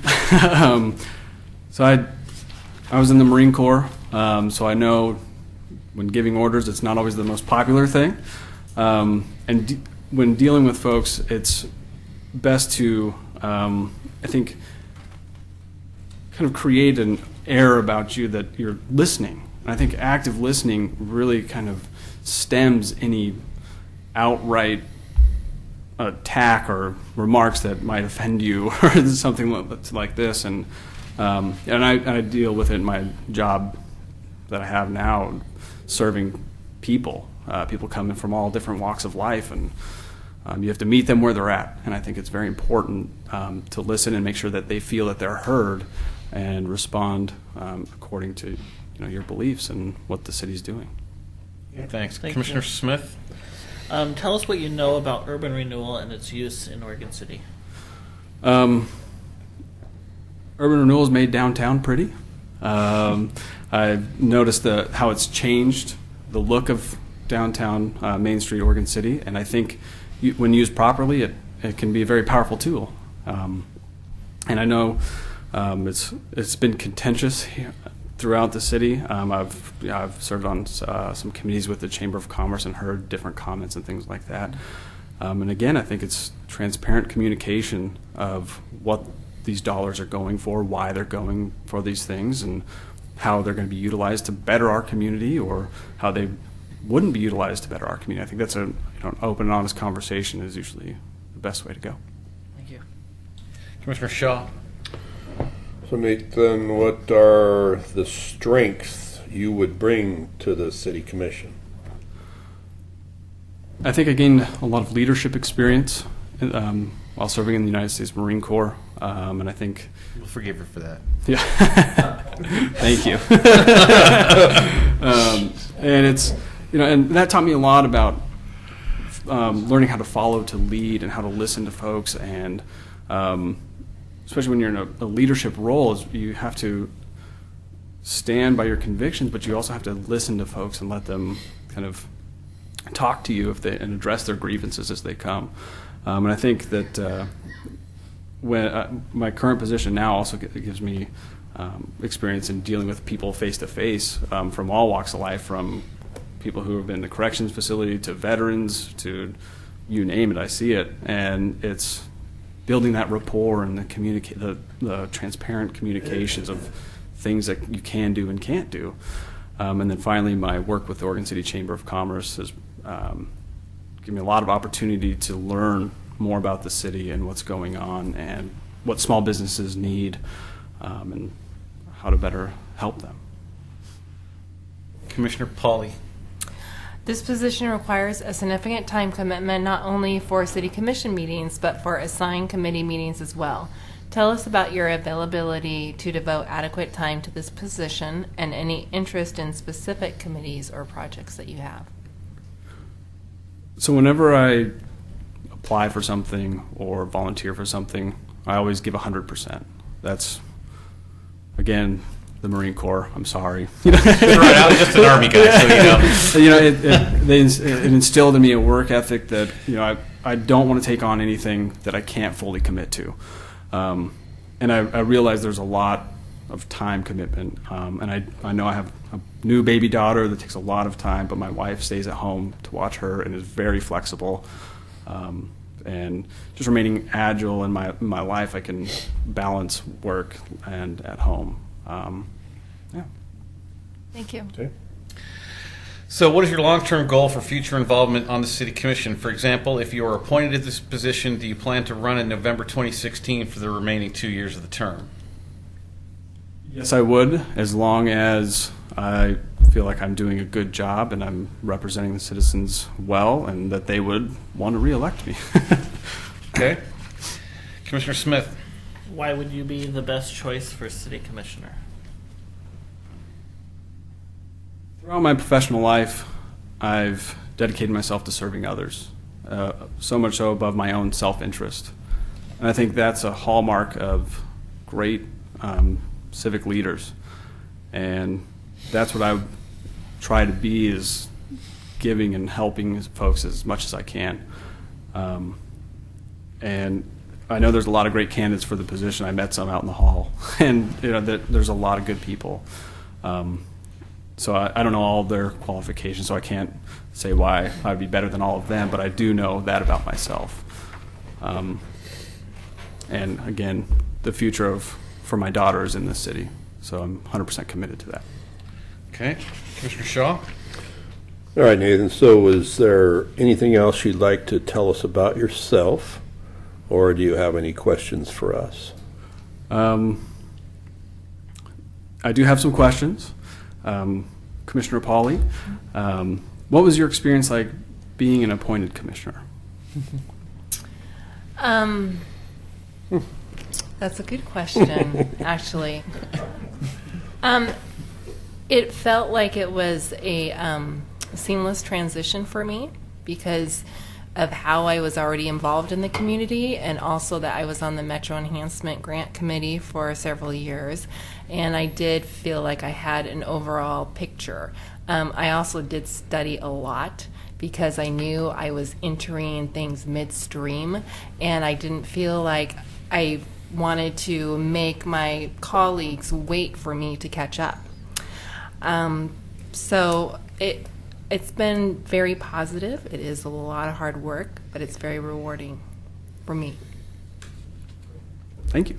And Commissioner Shaw, as a newly elected commissioner, what have been your most positive experiences and your biggest challenges?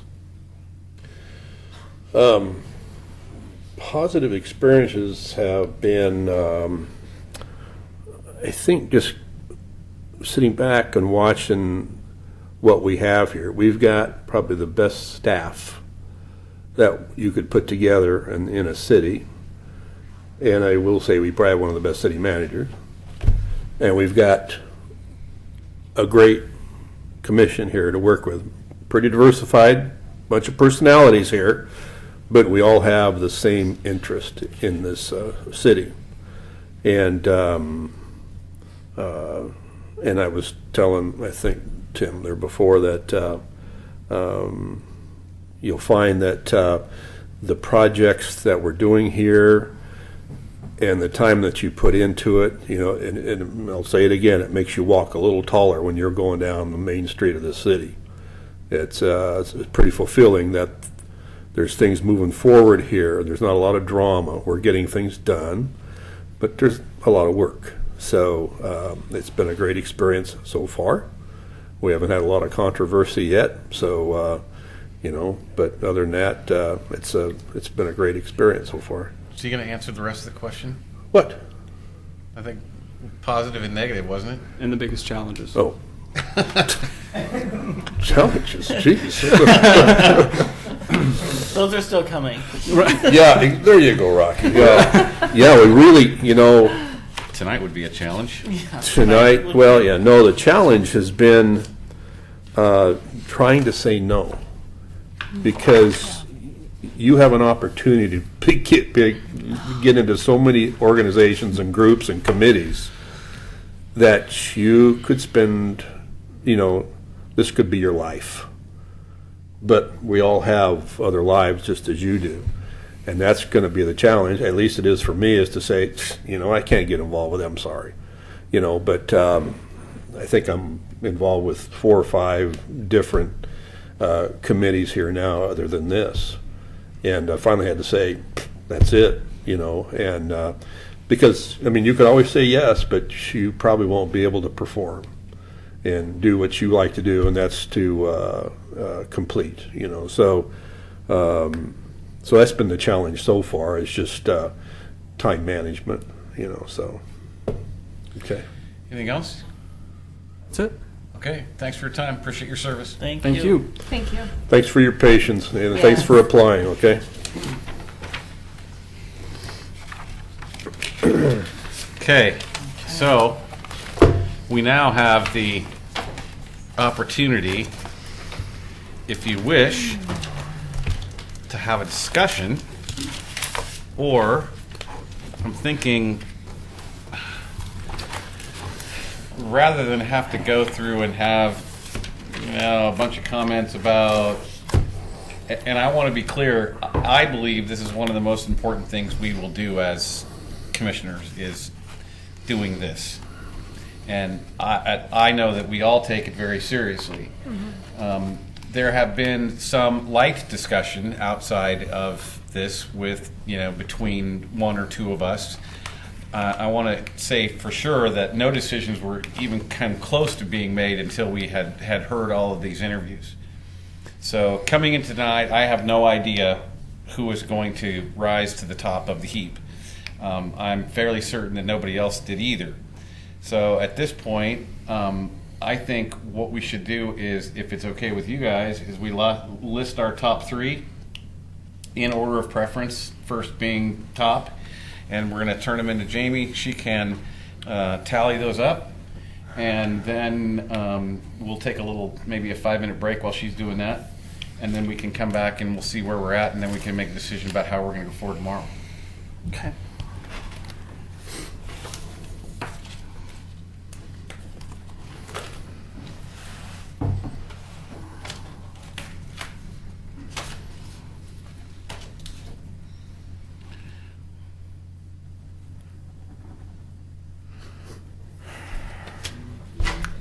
Everybody made it very tough, I must say, which is good. Excellent candidates. Yeah. Excellent.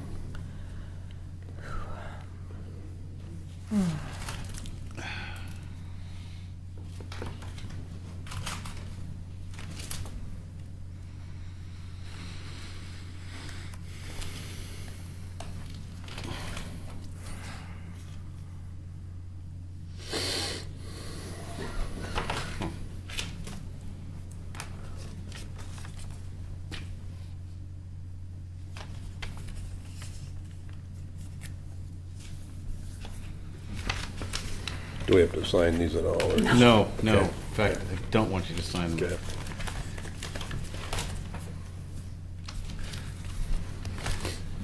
Are you done, Mr. Smith? Actually, we don't need a break. It's not gonna, I don't think it's gonna take you that long to total these up.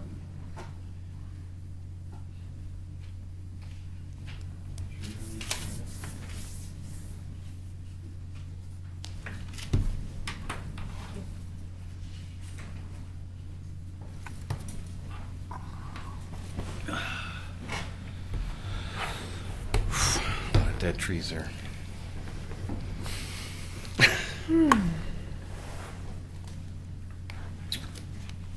It was a good process. Yeah. Great So? applicants.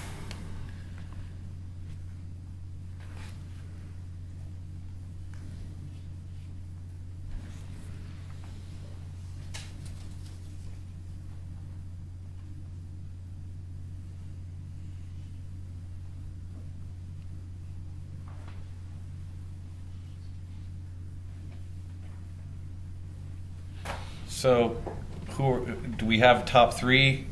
Yes. The top choice is Renata Mengelberg. Okay. She should. Do you want me to read the Just how many Tallies. tallies? She had 4. Okay. 3, Second place was? Timothy Christopher. Okay. With 4. And there were others with 2 and We're 1. on the same page. Interesting. Okay. So, so Renata was number 1 with four, and then we were unanimous again on number 2. Renata was number 1 unanimously, and Timothy Christopher was number 2 unanimously. There you go. Okay. Well, then I think we proceed. Do you want to proceed to a vote tomorrow night, or do you want to utilize that as the decision? It's really up to you guys. I think it's a done deal, actually. I think tomorrow night. I don't know what extra time is going to do for us. Okay. What do you think, guys? Consensus? Speak up. I agree. All What right. do you think, Carol? Yeah, And- I'm surprised. And I So- want to say that, you know, there were a bunch of really good Yeah. people here. And had this been another time and place, maybe some of the other ones would have been a good choice. But I think, in my opinion, and the reason I voted for Renata, because I had some real reservations about the deal with Canby and being on the commission here, was just her vast experience, and to be able to come into this organization and be able to hit the ground running without having any, learning curve or anything. So, does anybody else have anything to say? No, I agree with you, Dan. Especially with the projects and the momentum we have going right now in this city, finding a candidate that can just plug and play and is to our advantage right now. But that was a tough decision. There was just so many qualifications and great candidates there that I wished we could put them all on. But we are going to find. I hope they're finding. Resign your position. Yes. That's enough from the peanut gallery. Yeah, that's right. Enough for the security forces back there. Okay, but that's what I just and I encourage these folks to get on committees and things like that and get involved with the city. Maybe not at this level, but at the committee level. So, Mr. Smith.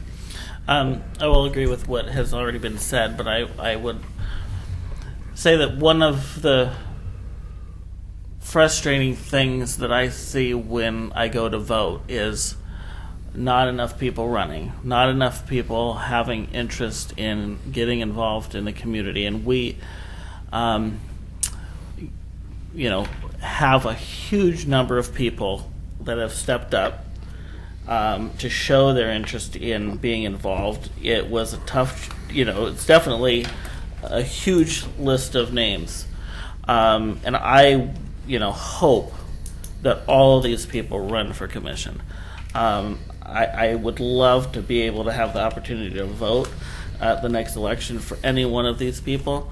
I think that even though this was a complex bundle of applicants, and it shows so much where we are at as a city, that we agreed completely on the first and second choice. I think I kind of was thinking that, that might happen in terms of, when you interview people and you get to know a little bit about what they want to see in the community, you can see whether it fits with the direction that we're going in. I feel really good about it. Okay. The last thing is that obviously with Renata taking a seat on the Now city we have a commission, whole there's other going to be process. availability on the Urban Renewal Commission. So obviously any of these folks are certainly qualified and welcome and encouraged to apply for a position on the Urban Renewal Commission. That is an equally important role in Oregon City as far as economic development is concerned. And I apologize. Did I did not give you a chance to speak? It's okay. I'll take my chance now. So I do hope that some of these people run for office. It would be great to have a selection like this. I do think sometimes people will come out for appointment and not run because maybe they're intimidated by the limelight or the whole election process. The people that come out for appointment, they tend to be the workers, and that's good, and those are the people we need, and those are the people that we need to run. I do encourage everybody to get on a committee. We always have vacancies. We're always looking for good people that want to be involved in the committee, on the committee. So I think that's really important. We all know different things about people and their involvement.